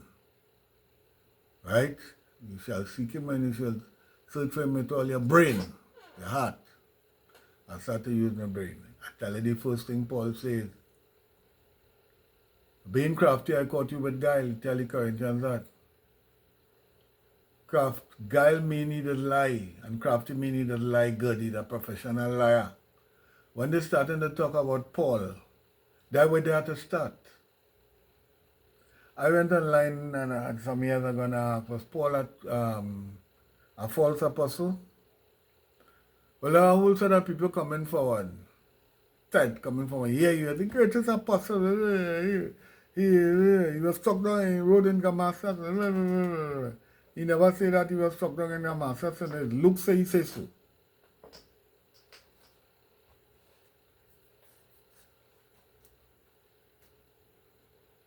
So Paul come and establish his, where they send him to do. You know that didn't happen? You was there, you know it happened, I wasn't there neither. They didn't send him? From the time Paul announced he's a Roman, that's the next story I had to talk about later, and so he announced he's a Roman. When they go to beat him, and he announced he's a Roman, quiet, and the soldiers and police come down to arrest Paul, and they say, what? They can't touch him, and he end up in Rome, and he end up in Rome, he end up being protected by the Secret Service guards and thing, them guard president and thing, the Praetorian guard. Coming and going, people coming to him, and he writing letters and sending it all over the place, and one of them, Festus, which one of them say, if Paul give me a bribe, I go let him go. Well, he get away. He get away. And you see that talk about Nero behead him? They just use a nice word for that. The nice word they just use, they say that is church tradition. It has no history saying he was beheaded by Nero. Tradition is a word that means the make-up thing. Like how they make up a whole set of different, you must do this, you must do that, 7 sacraments, you must do this, you must do that, or else, and then we go send you into, then there you go into hell, you pay enough money, we'll get you out from there, right, get you through purgatory, and then get you into help man you save, and thing. Paul set up churches, right? And they destroy. Paul said it too. Paul say, I tell you, he said it too. He say, I could be a Jew to a Jew and the Gentile to the Gentile. And the first person who was called a Pope was Paul. No, it's not so. He didn't use he didn't use the Latin word Pope, you know. Paul telling I forget who it is. I have it written later on there. Right? He telling Philemon, I think. Them consider me your father. I am your father. And he telling people in Corinthians somewhere, he say, follow me as I follow Christ. But he ain't following Christ. He correcting Christ's paper, he correcting Christos paper. That person paper, he bend it up all out. And he say anybody want to do otherwise and go back and follow law, which Paul also says a good thing. Right? Let him cut off your balls instead. Be castrated instead. Balls and penis. And let him be a curse. I imagine what kind of worst curse words that you used to have in them days. If it was similar to your mother, so and so, and them kind of things, so that's what Paul's saying. Let him be a curse. Accursed. Paul, I have a lot of links going to people talking about Paul and what he did and you only quoting Roman examples. In him we live and move and have our being. There's a quote 300 or 400 years BC in Greek thing, Epimenides or something like that, play a couple of things. He say, right? So, who collected them thing and make the New Testament? I could shorten up the answer to that. I went searching to get evidence to prove to you, right? I'd already know that, but I'm going to get it. So in case you ask me, where's your link? I really struggle to get it. I go in and they go in all beside the point. When who created the Bible, I get in things like deviation, like if I ask you what is your name, you're telling me your toe hurting you or something. You tell me who write Genesis and who write Romans and who write, I want to know who put them things together. And I'm going all over the place until I get, some Catholic sites come up and say it's there, but I know that since some 2001 somewhere there. I used to be looking at Arts and Entertainment. They used to have Mysteries of the Bible series. And they show you how they put the New Testament together in the time of Athanasius. Now, Athanasius was there, but Constantine, 3-something AD, somewhere there, he said now we have to have a canon. Like how the Jews have a canon, a book, thing. So he called all them bishops together and tell them go and get that. Because they done calling that the church already, Catholic Church is the thing, right? And don't do otherwise or else. Right? So they gone, and a supervisor priest named Athanasius, he come with him letters in the order we have it today and they put it together. Matthew, Mark, Luke, do you see how they smart? Don't mind Paul wrote first. They put the gospel in front. As though Paul, Matthew, Mark, Luke, John, the Acts, Romans, Corinthians, Galatians, Ephesians, Philippians, so in that same order they put it. And they reach to Revelation, scholarship showing now. Okay, a man named Irenaeus, somewhere in the 3rd century, somewhere, I can't remember, I have to go and check that again, I have it written down there, but, right? He gave them the name, the Gospel according to Matthew. Gospel according to, they didn't have no name. Right? They will give them name of famous people, so it will get credibility. People say, hey, I gotta listen to it. So it really should be the Gospel according to, is not Matthew write it. Gospel according to, is not Mark write it. And so on. And then when it come into John, Gospel, according to not John write it. They have a person they say, a mystic called Serentus. It's he write Revelation and write that. Whether you saw or not, I wasn't there. You wasn't there. But people fighting now with something they create and they put together, trying to make sense of it and tell you this mean that and that mean that, and the 40 and 4,000 mean this and this mean that. And then based on Revelation is what they determining when the world will end, and they're fighting up with something Catholic fabricate, the Roman Church, right? Fabricate, and they put it together. It was a good thing in it, but here what the Hebrews they say. What good in the New Testament is not new. And what new in the New Testament is not good, because they mix truth with error. As I tell you, they make a weapon to cover the Jews and the first set of Christians. Because the first set of Christians were Jews. They're following the Torah and following all the Sabbath, they're following don't eat pork, all them kind of different things. So they make that weapon to calm them down. So the Jews could talk now.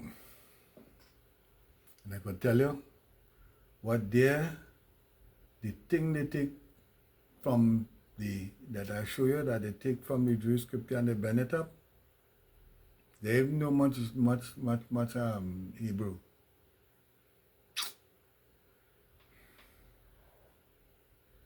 They bend it up and so on and so on. Ask the Jews now. What does mean, what I mean? I tell you, nobody knows everything, but they know a little more about their scripture. Then they come up with a nice word, a strong, powerful weapon called faith.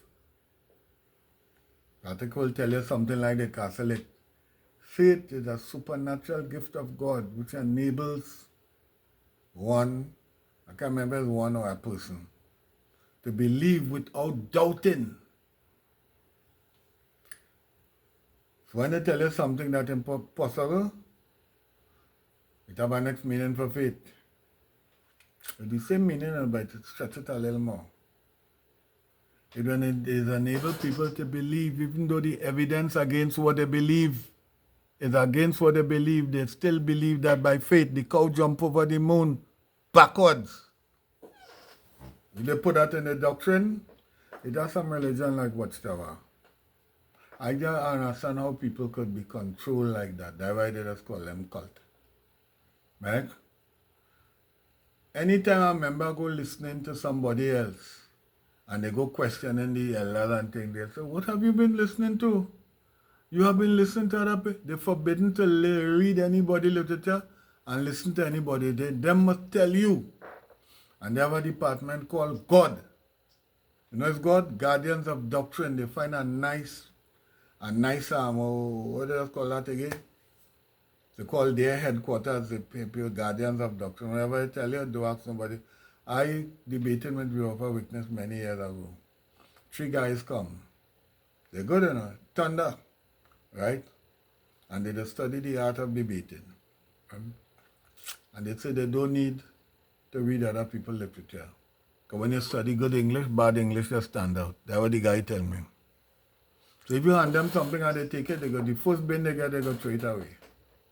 But they always shoving thing in your car, they always come in and tell you, and so on, telling you things.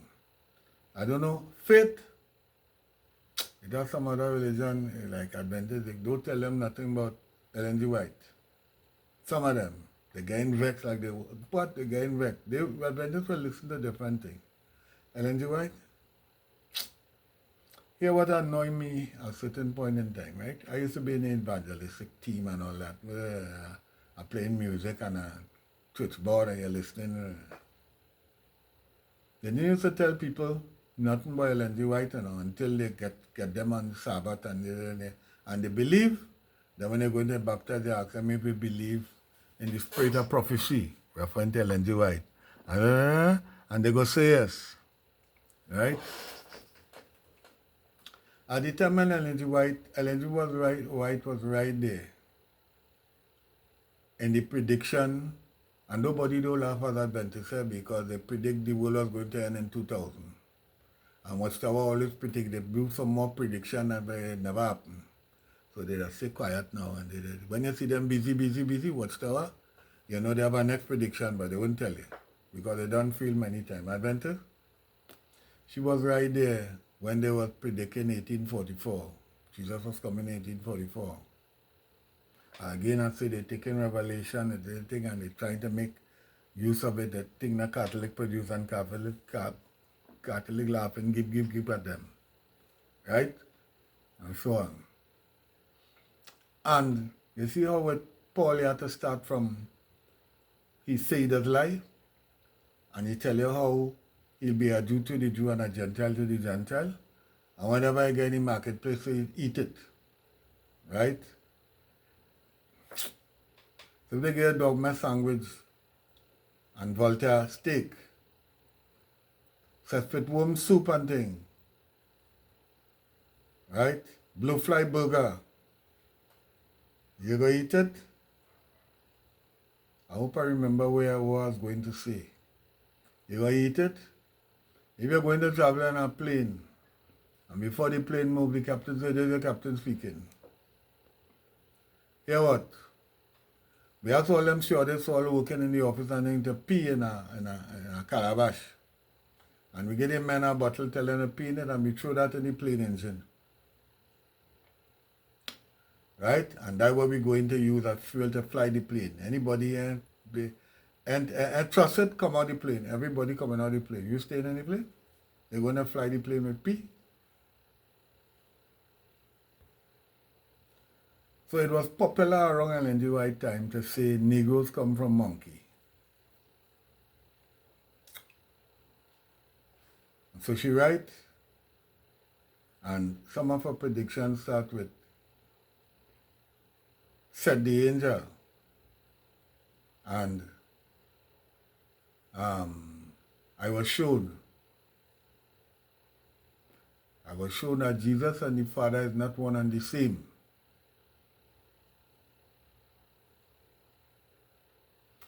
And so on. And to say, Negroes, the word you use is amalgamated with animals. So a guy, Uriah Smith, was a foundation member trying to help out. So no one can doubt that the Bush Negroes of Africa and some American Indian tribes are amalgamated with animals. They explain what it means. They want to say Negro come from monkey. She died 10 years after that. So she had 10 years to say it's not that she meant. And she said Negroes, white mustn't mate with Negroes because the children will vex with you for lowering the race. And it's that some people still are defending that woman who should be shot with shit. Oops, somebody got say Trevor. No, oops, Trevor. You say more things. She says, only white people will be saved. Thank God she's a member of the royal family. You see Ellen G. White that look like a Douglas, what's she good? Like she makes. She says, only white people will be saved. When you say only white people saved, you know what you're saying there? You're saying that Chinese, Indians, Negroes, half-breed, and any other race you could think about won't be saved. Only white people will be saved. She say she understands that people trying to give Negroes equality. So use that same time to further the gospel and stop fighting for Negroes and the Negroes stop fighting. Don't bother with that. A certain time I think from the South, Negroes start to get a little freedom to do things. She started to go down to the South and say, and she say, yeah, I see that has taken place, but let the whites be the supervisors. More shit. to be shot with.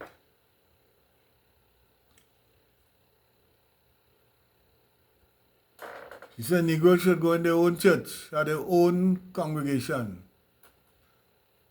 So it has some benefits earlier when you go. Your church is down the road. It have more things. Right? I not bashing them, you know. I angry that they didn't tell me all this thing before I get. But Adventists could survive without telling you. And you write copy a copy a set of books. One of the book is The Great Controversy. You know what book she copied that from? Her book is The Great Controversy Between Christ and Satan. And she copied that from a book called The Great Controversy Between Good and Evil.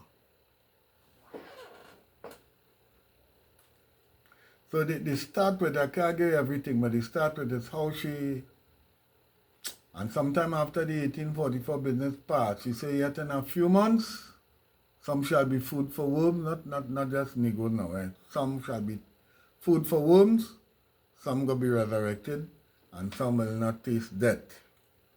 My teeth are telling her, I let her eat dead now, right?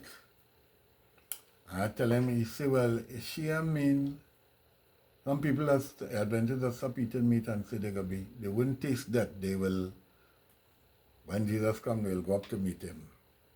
Right? He say, well, what she's saying is, you must never have eaten meat. You must never have eaten meat. Some people vexing me, our relatives vexing me, and I started telling them about Ellen G. White telling it like me. I the first person, my mother, 12 children she make. One die, two die now. One die about 2-3 years ago. I'm the first person to go religion, go get serious with religion and thing. I go spend at certain time with grandparents who were Adventists.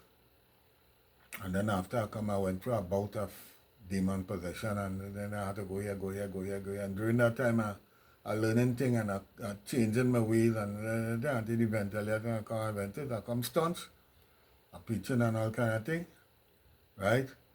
And I'm angry when I get to find out nobody didn't tell me all those things. Why didn't tell me, let me make my own decision? Why didn't tell? And it still has some preachers going around telling you, she talking about music, right? And he only quoting thing about music, what she say about music must be this. She now a musician. People that think, well, she's a prophet of God, she the spirit of prophecy, and so she carried inside and she could talk about things. And now that you find out it's not so, it's about other things, right? You see that prophecy, that same prophecy I tell you what in Daniel 9 there, and it have a next one, talk about until 2,300 days, then shall the sanctuary be cleansed and things like that. We have the thing that, right? They realize it's not right. Many years ago, a preacher, Pastor Bola, was trying to tell me, he watching me kind of, you sure? I teach in the Bible class. You sure? You sure? And then he the first person to tell me about that date, right? In the year of our Lord, and it have a little problem there with it. Trying to end up with 33 and all that kind of things, right? And they have that, as a matter of fact, you asked me to remember, I tell me, I know I like a minister, cousin of mine who want me to come back and anything. He come in the church and he calling people on our panel, right, to answer questions. Me going on, and then he called me up and he calling me, I'm gonna be, and he asking me, who are the 144,000? Who I respect a great deal, he dead now, he could tell me things and he said that they are alive saints when Jesus comes. And next one, Sylvester, said they're alive saints when Jesus comes. And the next one, William, then he pointed at me. I said, well, nobody knows. Well, it should quiet. Well, nobody I know. And you asked me to explain a whole set of things. Alive saints when Jesus comes? How nobody don't know? They watching me. I say we have been admonished. Since in Revelation, it talk about There are palm branches and the white ropes. The white ropes could represent character and then get the character and let the chip fall where they made the pastor say, correct. They vex, they shoot, vex. And then our brother tell me, I don't understand. I said, well, Uriah Smith say so. And I have a brother who did 2 years of ministry, and if he told me at a certain point in time, that our next guy come and refute all Uriah Smith say, right? And Uriah Smith has set up prophecies around the 2300. 2300 is when they realized 1844 Jesus didn't come, and they call it the great disappointment. I say, don't laugh at Adventists because 2000 all them Pentecostals said the world was going to end. In 2017, I set up people right on YouTube and think the world going to end. The evidence they give there, but I reading that thing and I'm sure that going to happen. And to stall people who want to tell me it's not so, I'll say, well, if you know it's not so, well, then you know the day and the hour then. I get them quiet. It never happened. Tell your Catholic formulate all them, right? So, I tell the guy, I remember, Bevan tell me this Uriah Smith, a guy refute what he said and they disfellowship him and then they find out he was right and they refellowship him when he dead, posthumously. So, the thing is, Uriah Smith interpretation is what most people must still have. 144,000 guys are life saints and this is a whole set of different things. And then Andrew White say something too and so on. I don't know. And they always talking about how they had the spirit of prophecy, Revelation talk about the testimony of Jesus is spirit of prophecy. So you just say the testimony of Jesus is a cano, or testimony of Jesus is something, Trevor, you go say, it's me? The spirit of prophecy is the testimony of Jesus. Right? I ain't afraid nobody. Right? Like somebody, I mean, don't say that for one of your sister-in-law, and they say, what? I could say that. You understand? So it's coming to Paul. It have a lot of information about Paul. Well, it have a man who, going back to Lindy White, Walter Ray, he write a book called The White Lies. I'm sorry I didn't download that book then because it had a church in Tobago had it and a church in Bermuda had it online. And Ellen G. White has a foundation, the descendants and thing. Anything, something appear in a book that they find it wrong, the next edition in the book, they just take it out. So when you're looking now for the quote in the book, you have to get a whole book, otherwise it's not there. But when she died, this guy was given all her books and he started to find out a whole set of things he said I was shown in that book, in set of books. Books are a good thing in it too, you know, Dr. Kellogg and thing about health. It a good thing in it, right? Yeah, good thing in it, right? And so on. And different things, right? So, it have a lot of things outside of the Negro thing, but you just start with telling me as a Negro. I'm a Negro, a mix, yes, I think. My mother was a white woman from France, that's what I understand. And mother, father was either Arab or Indian from Northern Africa. My mother was from Dominica. She was dark, yeah. It could mean not white. But Dominica people, it have a set of red-skinned people there and they talking patois and things, right? And so on, yeah. But basically, right, you telling me I come from Monkey, Ellen G. White saying that, and nobody can get a gun with filth in it and shoot you down, and saying you get that from the law because it was popular, right? And so on. And then you're saying they must go to their own church, segregation, and there are some things I forget. I have them thing written down. If I was reading them thing every day, I remember, but I'll be doing other things, right? But as I say, Adventists could survive without them writing, because I talk about pork and all them kind of things. You can't eat anything, right? And then it has some religion, right? Just follow Passover time and Yom Kippur and those other things. He gave his, I forget what they call, what the Hebrew word for Moedims, Moed and Moedims. Moed is appointed time and Moedims is appointed times for you to meet. What wrong in meeting in them same times he had announced for the Israelites to meet? What wrong with that? You cancel out that and you find your own time to meet? You understand? So, I have some good, I well studied and I have some good links, but YouTube doesn't want you to put link. I do things with links in YouTube already, and then they tell me, nah, you can't, it copyrighted and like that. And some months after when I go check and I see they put it. That was the British anthem and the French anthem. I want to let Trinidadian know weather anthem. Anthem is not a weak song. Song for funeral by grief, slow dead song and that kind of thing. So afraid to put the links, right?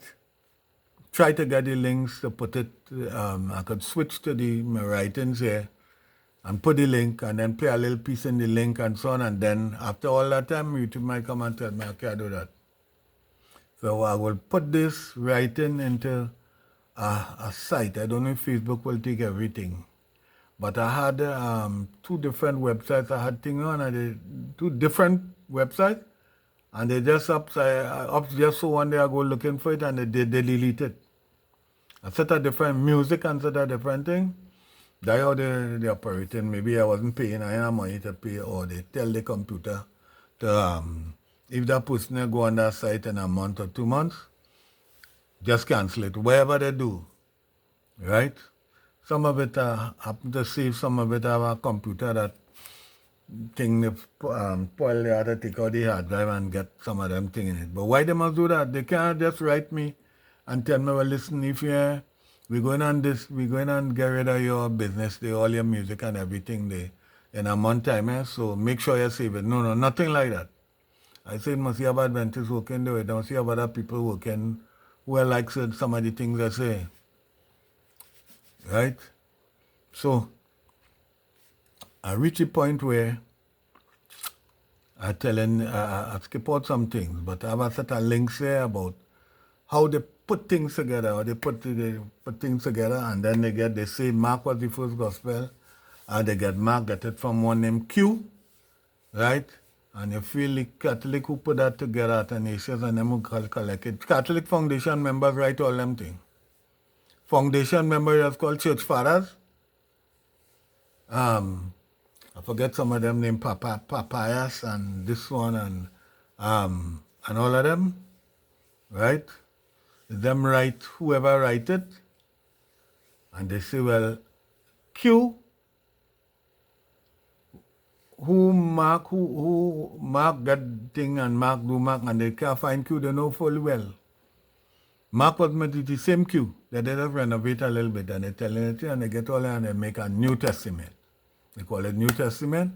And when they're done with that in about 390 something AD, Council of Carthage or somewhere, they take the Hebrew scriptures, right? They bend it up as I show you there, and they stick it onto the New Testament, what they call New Testament, and they call it the Bible. They online telling you the Bible is a Catholic thing, is them make it. And they were forbidden to do it otherwise than in Latin. After they take the Greek and put it in Latin, right? A lot of people get killed and all kind of things for trying to put the color in the vulgar tongue outside of Latin. Eventually, well, now we have different translation and so on, right? But here, I not hateful to Catholics and thing, I just say in the history, me no hate. Catholic in Trinidad and a lot of people are wrong and since I went to 2 Catholic schools. Well, I went to a Anglican private school, a preschool kind of person, which Anglican is English Catholic, right? That's our next topic, right? Which you must probably know the answer. I went Labre RC School, Roman Catholic. Labre is a district that has the Pitchlet, In Trinidad, I went to that school. I passed the exam to go secondary school, and I went to St. Benedict's College. It's really a secondary school, but they call us such a thing college, Queen's Royal College, Presentation College, secondary school. Right? And they didn't treat me bad, All what Catholic did, they have something called the Inquisition and thing. Right? The French Inquisition, the Spanish Inquisition, they enforce I tell you when Rome finished, the church continue as Rome, right? The church continue. Even priests and all, they find they go in there, they have a copy of the Bible. They take a young priest and they put him in a big cauldron, a big metal business up in the air, and they put oil and turpentine inside there, and they boil he to death. He takes some kind of 15 minutes to die or something. So they take a next old priest again, they have him in prison, they take him, they carry him out in the river, right? And they put some stone and they dung he. Somebody finds some writings and they make a record of what they did. Somebody finds some writings, after the French had invade the place and stop it, right? And they find some book, they did reconquer France, right? And thing. But they find some thing, and they say they can't imagine how these people could come up with these kind of ways to torture and kill people, stretch people, they stretching you on something and talk. When you can't take no more, you're saying yes, you're lying on yourself. Then when they're done, they kill you in various ways. They do all kind of things, They treat me good. In Benedict's, I playing in the band. I start playing the band when I was 11 years old, and I playing and they treated me different. I getting licks and Catholic are getting licks. If a Catholic do something wrong, they deserve that time they used to beat, you get licks. Right? I draw a woman going to make a baby or either make one or receive one.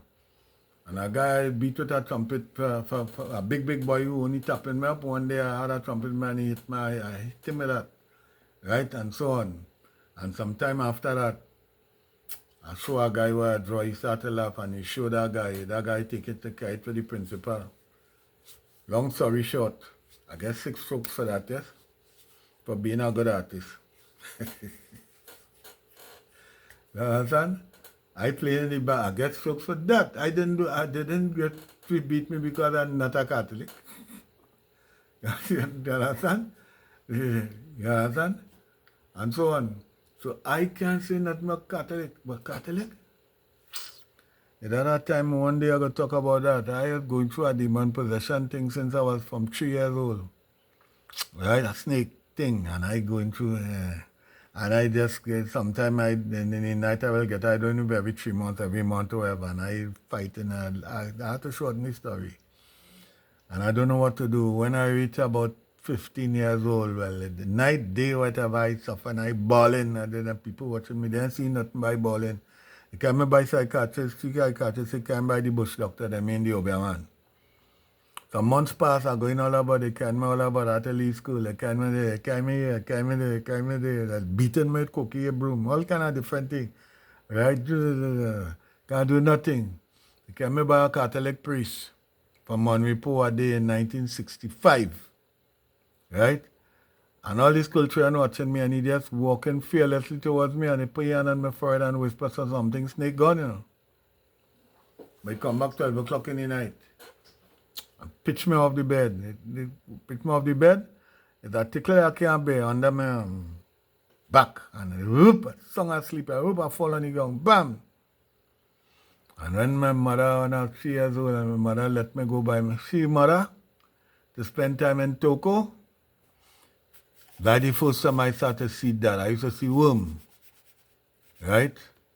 I don't know how my mother thing. I wanted to hear this and feel I remember that and go and do something and regret and do things for herself. To herself. Right? She do some of my penis, pull it back and it bleed, and she must take that and put it in something and throw it in the latrine, because soon after that I run out from the bed and on the ground. I see latrine woman in the bed, crawling in the bed. I can't take the tickle. I end up by her mother who come begging for me, then she want to lose me in the forest. And that same night it's changed to snake. And she seen it and pushing it back. When I tell my mother that, she saying, she just sprayed, I say, She does control spirit too. I was the firstborn from my mother, but not the, they didn't know I wasn't the firstborn from my father. People thought so. So that's probably why I escaped. And my mother never do none of my brothers that same thing. Right? I go through a lot of problem with that because they say crazy. Right? Well, after that time when that priest do that and everything, a couple of months after I end up by what is called a Shango person in Trinidad. Right? It's Orisha, the real word, wherever. It take about 3 weeks. And midnight at night he cut a full neck and I didn't know what he going to do and shove it in my mouth. He said, drink it. And he do some other things and that get rid of that snake. Not psychiatrist. In case somebody who know me and used to see me balling around 15 years and I don't know what it is, that's what happened. It have a longer story to that. Episodes and so on. So Catholic, I hate Catholic. Right? I just telling you what happened and what it did. And then this Pope apologized to the world for what Catholic did those times. He apologized. Right? So, I'm just telling you a lot of things. You have to go and read the Spanish Inquisition. I have link for all them things here, I have links, but I tell you I can't put it. Right? And I wanted to find a way. Right? They have sites like Creating Christ. Right? Marketing the Messiah. They're telling you how they come up with it and they market it. Right? They're telling you it have things like Dennis MacDonald, right? It have Dr. Robert M. Price, Professor Bart Ehrman, Dr. James Valiant, Professor Robert Eisenman, Professor James Tabor, right? Who is Josephus? Telling you, imagine Josephus' mother was a Jew and had said that the father was a rich Piso, and by the way, we Paul get money to go travel all about the open churches. They sponsor Paul to go all about and thing, and when the Gentiles pick it up, the church will get what we get, it come down to us, right, is a masterpiece of deception. I tell you, even though things faith, even though things are against, you still believe in it, they don't want nobody telling it. Well, carry on. Right? So here are questions. Well, before we see the question, they give you how they used to use fish as a symbol. Pagan used to use that too, and they had a different. I tell you, a couple of people were son of God and all kind of things. They Rome accustomed to that. There was no problem for the call son of God, right? Here are some questions. Why the headquarters of the new religion was in Rome? Huh? Why was the New Testament written in Greek? God forget Hebrew? And now has to go and learn Greek? Come on, God, sit down in the class. Come on in the back seat, sit down in the front seat and learn some Greek. So, I shall call that creation a Catholic now, the New Testament, the Catholic writings. I am even calling it scriptures. Because what good in the New Testament is not new. And what new may not be good. I shall call the Hebrew scriptures they call in the Old Testament from now on. They call in the Old Testament, I'll call it the Hebrew scriptures. We hear me talking about that? You'll hear the Catholic writings and the Hebrew scriptures. Why even the translation of the Hebrew scriptures into Greek by origin is honored more than the original Hebrew? You hear what I say? They translate the Hebrew scriptures and call it the Septuagint or the LXX. The Hebrew tells us 5 books of the Bible, 5 books of the Old Testament that was translated into Greek by Hebrew.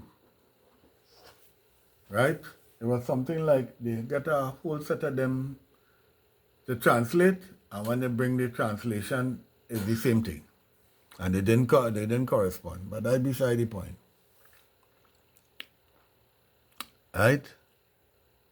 And they say somewhere in the time in the Greek was the time in the Greeks. It doesn't matter who time it was. I think the time of the Greeks. That was in the rabbi say if you get a copy of that, you're rich. Because that burned down in Alexandria, a big place. They used to have all kind of, they burned that down and whenever you hear this Septuagint, some years after that, a man named Origen translate that into Greek. And sometimes they run into that and tell you the Greek say this, and you take any Hebrew scriptures and you say the Greek say this and the Greek say that. And that's the truth, what the Greeks say.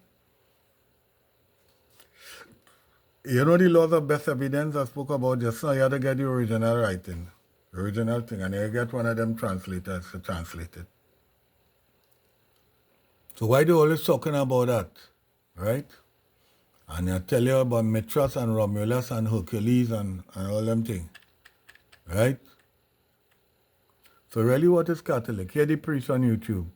Why Catholics use scripture and tradition? What? Why he saying why Catholics use scripture and tradition? I saying what? You know tradition, I explained that earlier. Tradition is the thing they make up. And they say you need the tradition to use a nice word, tradition. Right? This, do that, do that. Listen, you see that so-called thing they call the Eucharist, the communion, where you're drinking wine and eating bread? I tell you, Paul will come up with that. They say the drinking of the wine is Jesus' blood. It's actual blood. Transubstantiation is a big word they're using. And the eating of the bread is his actual flesh. But they get that habit, that thinking from the pagans, idol worshipping people. When some of these people, what they call them cannibals, hold the enemy, they used to eat them to get the power. And things like that. So they tell you, as long as you drink this blood and anything, Christ in you, Christ will come in you, you'll get Christ's power. Right? So, a lady is not a Catholic and she is Catholic, and a priest come to give she communion. They want to bench in a thing, right? So when they done, priest come and say thing on it. So when the priest say hocus pocus, or pocus hocus, I think the expression should be pocus hocus, but they say hocus pocus, omni domini scutum or whatever, he say that's changed to the actual blood. So if you drink one of them things the priest do, you know how blood has taste, right? And bread, you know how human flesh has taste, right? Not so it should be. But before this, you take a bite, she say, hold on a minute. You see when you do that, it turns to the actual blood and flesh of Jesus? You say, well, all right, I just poisoned that with arsenic. What do you think? You are talking to, what do you think? You think they go drink it like the plane, they travel in the plane. If it's pee, gone in the fuel tank. What do you think? Boy, they must run from that like the devil behind them. Right? A man, I forgot what the man name. He disagree with a priest who running and hiding from Catholic persecution. What his name again? John Calvin. I forget what the partner name. Servetus. Michael Servetus. Right? And John Calvin believed his blood transubstantiation. It turned into the actual blood and body of Jesus. And the partner, the other guy, say no. It's only when it go down it has turned. And Servetus make a mistake a little while he and see partner, and he come in Sweden, wherever they was up there, and he come across there, and John Calvin catch him. And he had him burnt with green wood. He running from the Catholic, you know. He want the Catholic do him nothing. And he himself, a man, believes something else, what he believe, and he had the man burned with green wood to extend his agony. Greenwood. I hear you. You understand? So I hope you're understanding my Trinidadian speech. I suppose by now you know the Pope, let's say, I've been saying all the time that he's God. He's God on earth. And he's infallible, he can't make mistake and he can make rules and change rules. He and his bishops too and cardinals. And they can manufacture things that you must do or not do. It's called doctrine. So you know that. So and they call it tradition, they're giving it a nice name. And they have that faith with it. You know in Hebrews it have, I think it's Hebrews 11:6. Without faith it is impossible to please him, for he that believeth in him will believe by he and he's a anyway, faith is the substance of things hoped for and the evidence of things not seen. So anytime you can bend you, they just tell you have faith. We get a religion now from all of that, where there's some that's called it the prosperity gospel, they tell you sow a seed. And some of them making up miracles, they're making people act and all kind of things. I see a man from Africa come out from a coffin, they tell him raise, and he rise up and he raise up, what's it all about? And he's saying all about, so, give him something to eat, like Jesus tell the people get Jairus' daughter, give her something to eat, give her something. Come on, what's it all about? And they're making up all kind of, they're telling you all kind of things. It have people come down, it have two people I know, a couple man walking a kind of way and a lady walking a kind of way. They go to every healing place that come to Trinidad, Benny Hinn, or whoever, and they tell them you heal. They're still walking funny. I bumped them up a couple of years ago, somewhere two of them get married. They husband and wife. Right? So we get a kind of religion here. People do what we get. People do in various degrees. They're telling you healing. Healing and demon and healing. I tell you, when I was suffering, I think I was 15 years old or 74 now.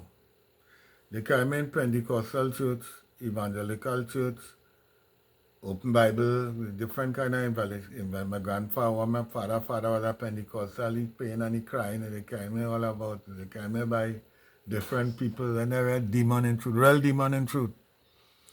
If somebody have mind over matter and that kind of thing, so, right? They will mind go, real demon in truth. My father came me by a woman who, my mother and people saying that she do it. She put something for my mother and I get it as a little boy. But my mother never do none of my brothers and think the same thing I said just now. Right? And daddy came me by the woman and he cried and he said, oh God, look the boy there. Oh God, help me, oh, help me. Oh. She watched me. She's a Shango, well, Orisha, one of the African religion. The deities, they may believe with Jesus and things. Them in Obatala and Shakbana and Ogun and they call them African deities, right? And she watched me say, John, may I put no spirit on Trevor, boy. No, John, she watched my head and she watched me. She said, yeah, you have a spirit and it's a bad one. Them can't take out that. I will get somebody to take out that. And if he can't take it out, nobody can. He take 3 weeks. I tell you, you could drink blood and things, you can't remember the seed, yeah, and such other things, right? And so on. So the religion come and they're talking in tongues. They're talking in things and saying they're talking in tongues. Ready at the hand of you, man, Shanama, you song, shiggy, you know, yeah, one, I could do that and I could die. When I was going through that demon thing, how I was feeling when that snake passing on me around my neck all inside and I don't know what to say, my mouth going all over. God, I even talk wild Indian for them. I tell my morning Baptist and they didn't know it's wild Indian at all. Wild Indian meaning when they play in a mass in Trinidad for Carnival Day, it has something, right? Anaram nikida adignag nignibo bilbo barabar bahimo bilbo barbahimo. I don't know if they make up that or there's a real language they play in the Indian Apache and thing. Right? And so on. Anashanja Congo tukumaiye tukumaiye. And they talking all kind of things. I tell my son about a church. About outside that church for about hour, and that's all they're talking about, and people bawling hallelujah, amen, hallelujah. So that's what we get. And some people, we try to come out as far, one Presbyterian professor who write a book, Adventist as Encyclopedia, Adventist as Study From, right? And by the way, an Adventist want to know Adventist doctrine, you have to read the Adventist Bible commentary, not Uriah Smith and so on, and so on, right? So, what I was going to say, why? Anyway, I forgot my road. Whatever, the Presbyterian professor, and he said different religion coming out from the Catholic, coming out from Catholic teaching and so on and so on, but they then come clean out of Babylon. Because each, as a matter of fact, this Jesus story, with all that business, the whole world, I going up against the rabbis and different people who study, they're going up against over 2 billion Jesus believers that he died for your sins and he came back. Right? And they don't have something in Peter there to trap you if you want to say, hey, you can't know where, and you laugh at them. He said in the last day they're going to have scoffers laughing at them. Where's the promise of his coming? They done fix that already. Well, okay, you go ahead and you, be to each his own, you go ahead and believe. I saying this thing here so that somebody going to realize what you have to do is to start reading from Genesis coming up. At times somebody had some problem, domestic problem or hurting and thing. My mother's a Baptist. And that she bad lady, my Baptist mother tell me to read a certain psalm. So I gone home, I gone to bed, and I got a dream. Time somebody used to come in with dream, I used to see it. Time doctors have a thing on the head when they go in training. Well, I ain't seen the face. And the person say, want something to read? Read, what they call boy? They read, is who's the boy? They tell me read that chapter, read Daniel 22.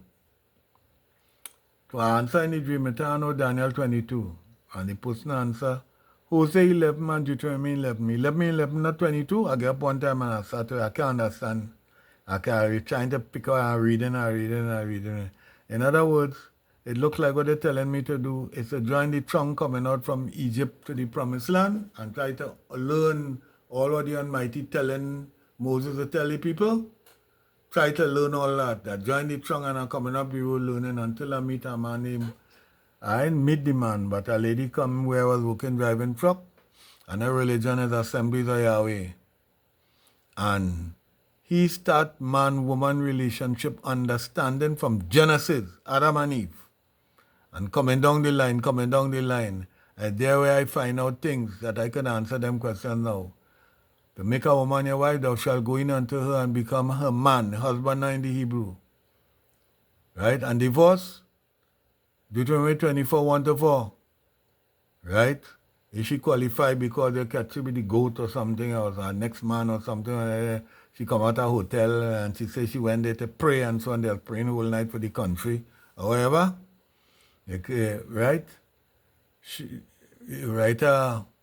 They're using big word and thing, they didn't have them word, a bill of divorce and don't translate the people thing and listen, you see that word marriage? It have a couple of things that is used in the translation, which doesn't mean what the original thing mean. It have a big word that is used, anachronism, or maybe redacted, right?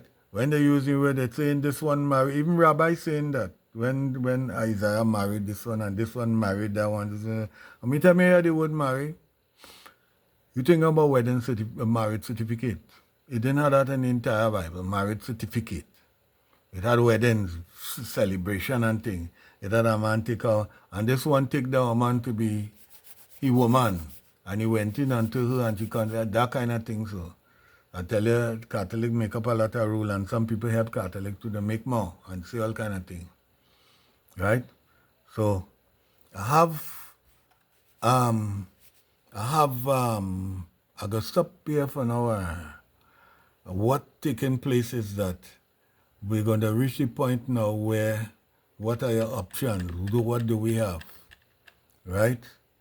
What do we have?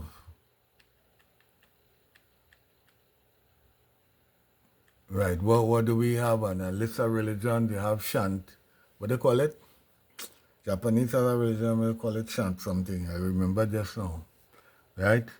And they have Druids, they have Church of Wicca, they have a different religion and thing, and you have to, what you're going to do now when you find out, well, listen, you have to start reading from the Genesis going up to find out how the Creator thinking, right? And what you're going to do, I'm going to go the next stage, and I'm going to say what I'm going to do. I'm going to outline, give you a little idea of different religions, right? Atheism, evolutionists, and I could say a small thing on evolutionists about what I get from Kent Hovind, 7 disc about and thing, I think he mashing up all them evolutionists, right? Evolutionists like to come and I go in my car one day and a guy in my car and thing and he say he don't believe in God and then they just come up with this. If you believe in God, how come it has so much suffering if there's a God? Explain to me the reason for pain and all that suffering that in the world, how many people dying like innocently, the mountain fall on them, all kind of thing. Explain that, right? Guy, what is can just have your back in. Well, I tell him, you explain it. Well, you rock, you never hear that before. Are you explain, you evolution, you believe in God. Explain the reason for that. I'm here.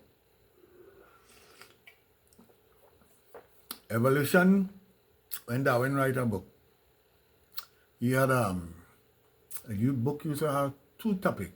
One was like the evolution of human and thing, and the other one was something like the preservation of the favored races in the struggle for life.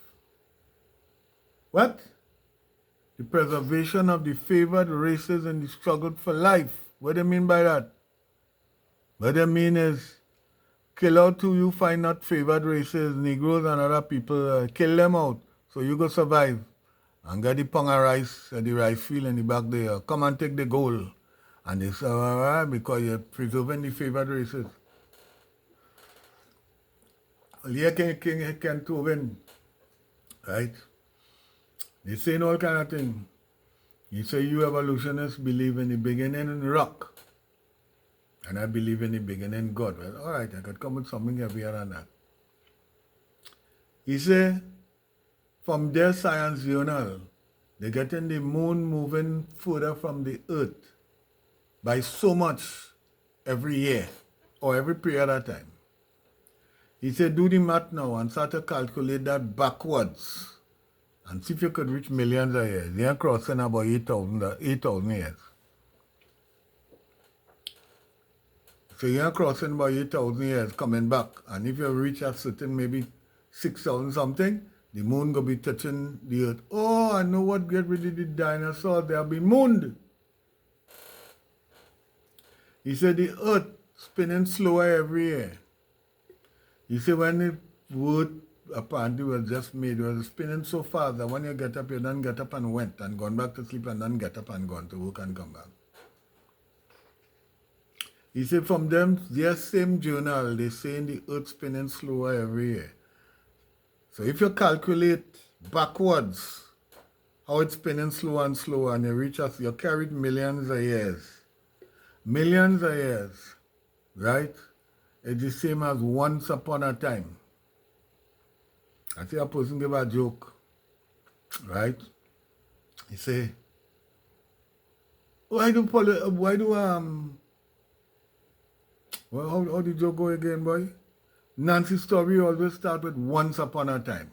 A guy say, no, not always, no. Not always. And he show you a little cartoon thing of a wolf preaching on a platform like a politician. And the wolf saying, and the audience is sheep, one set of sheep in the audience. And he's saying, if I am elected, I will not eat sheep again. Understand? Some of them politicians, some of them church people are saying all kind of thing. Right? So, evolution business, one is the moon spinning slower. The next thing, They say it's a primordial soup, a dot on a paper. Smaller than dot start to spin. How it start to spin? It start to spin, it gets spin faster and it get bigger, bigger, and then explode. Boom! That's the Big Bang. And here we are. You say, aside from that spinning, if the earth spinning is called some kind of big name or the law, some kind of centrifugal force, some kind of thing. You say you jump on a merry-go-round and you're going wrong, you're not a merry-go-round, right? You jump in children play and you're going wrong, going spinning around, and when you jump off, you're going in the same direction, you know.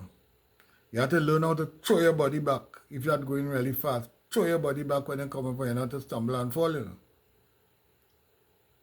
He said, well, why is it that some of these, after this thing burst and you got a set of planets, how come some of them planets spinning backwards?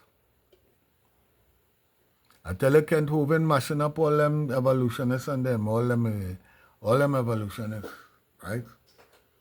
And some point in time I did plan to talk a little bit about, just talk about Trinity and different kind of tell it a Trinity in Nimrod, it a Hindu Trinity, it a different Trinity.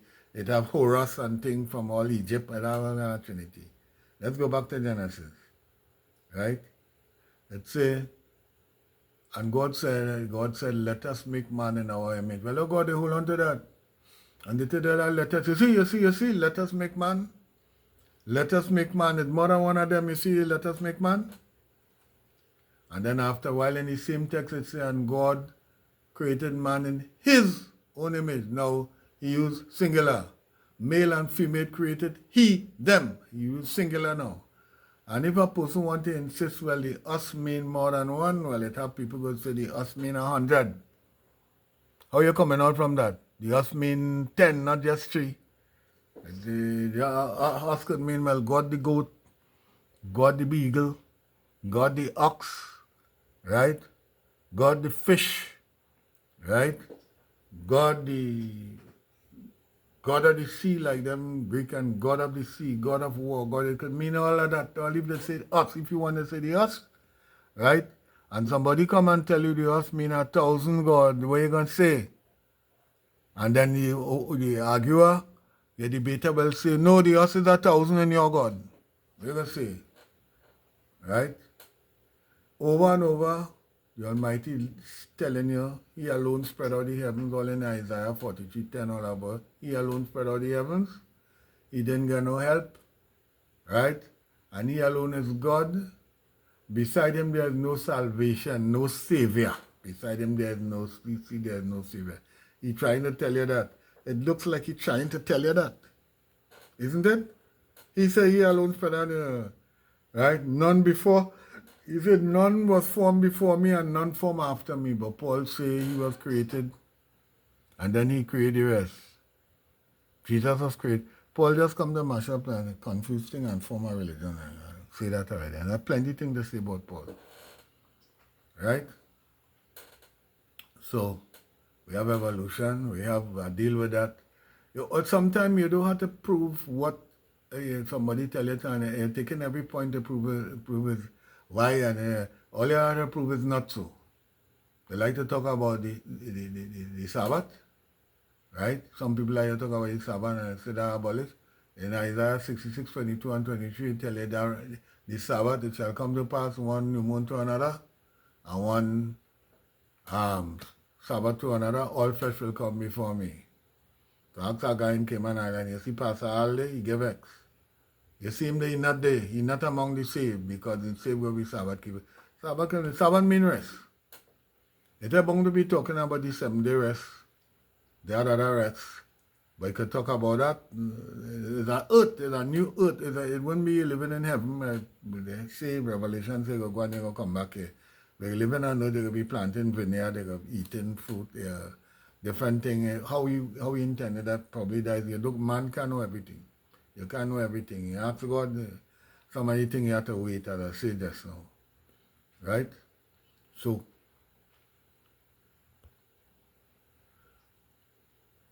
they're telling you, eat anything, right in Isaiah 66, it says, all those who eat swine flesh and the detestable thing like rat, the mouse, right? will be burnt with fire. All of them will be burnt with fire. Right? So when you're eating, you can't, you can't eat anything. You can't eat, you go eat sulfuric acid and bread. You go eat we need that because someone can't take it, poor excuse. Right? You can't eat anything. Right? I will be in a religion, I think, where I not eating fish that thing from the sea that in no fins and scale and everything. You want to eat that? Well, I can't tell you what to do, right? I just tell you what I find out and what there are plenty things I find out. I can't too long to talk all them things. But you're not eating anything. You're going to be burned with fire. Very nice, huh? Right?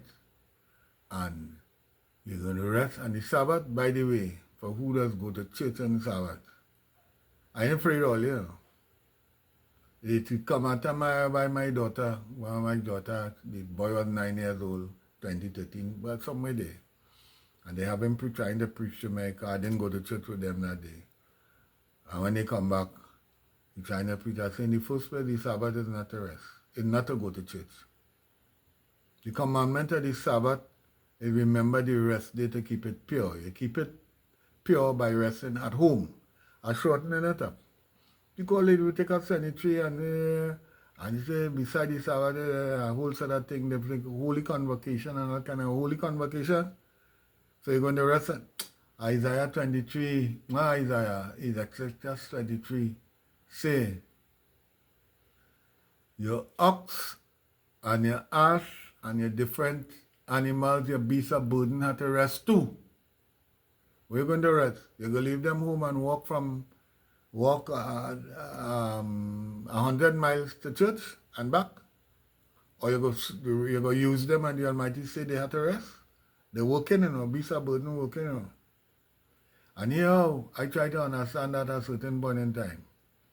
While they're going through the wilderness, the church was in the center of the 12 tribes. The 12 tribes came with people from, it has some Egyptian come with them, a great multitude came with them from different race there living in Egypt.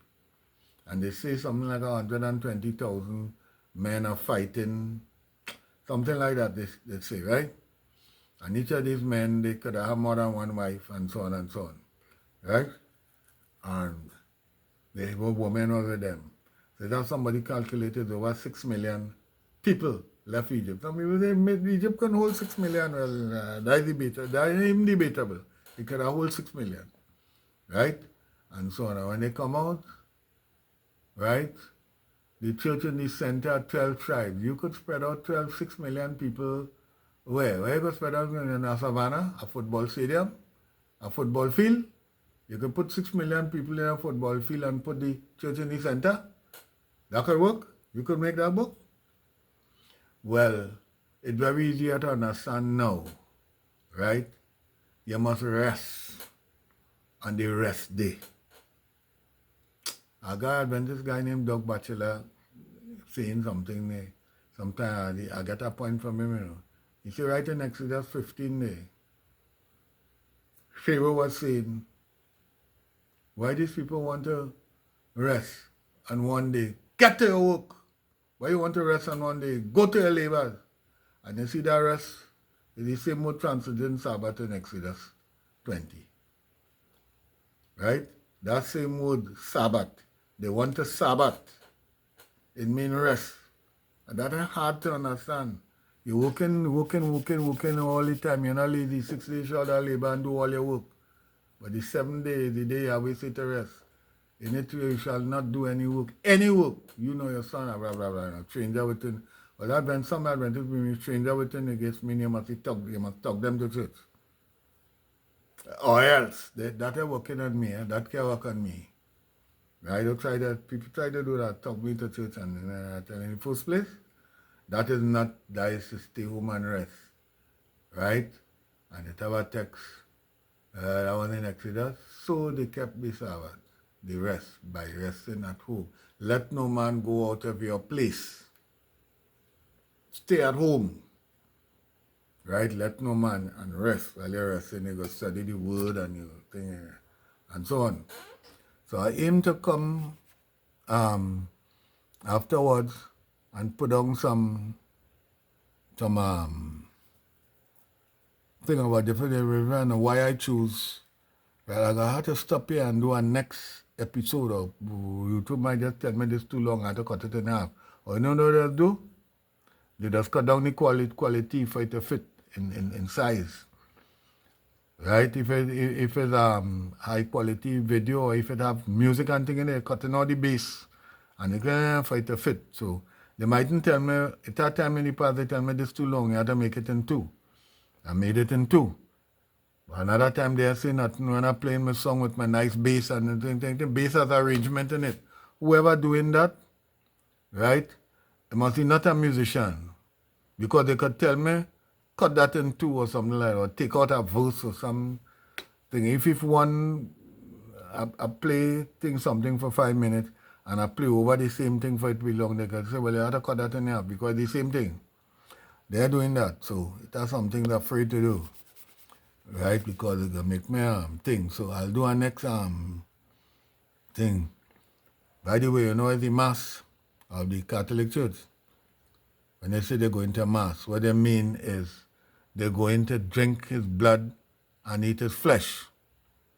And a child about 12, 13, 11 years, they're going for first communion, and that's the first time they're going to drink his blood and eat his flesh. And every Sunday you go to Mass. That's what the Mass means. You're going to drink and eat. And I tell you, they invent a whole sort of thing and call it church tradition. Whatever I miss here, I'm going to come back. I'll do the rest. What I miss here.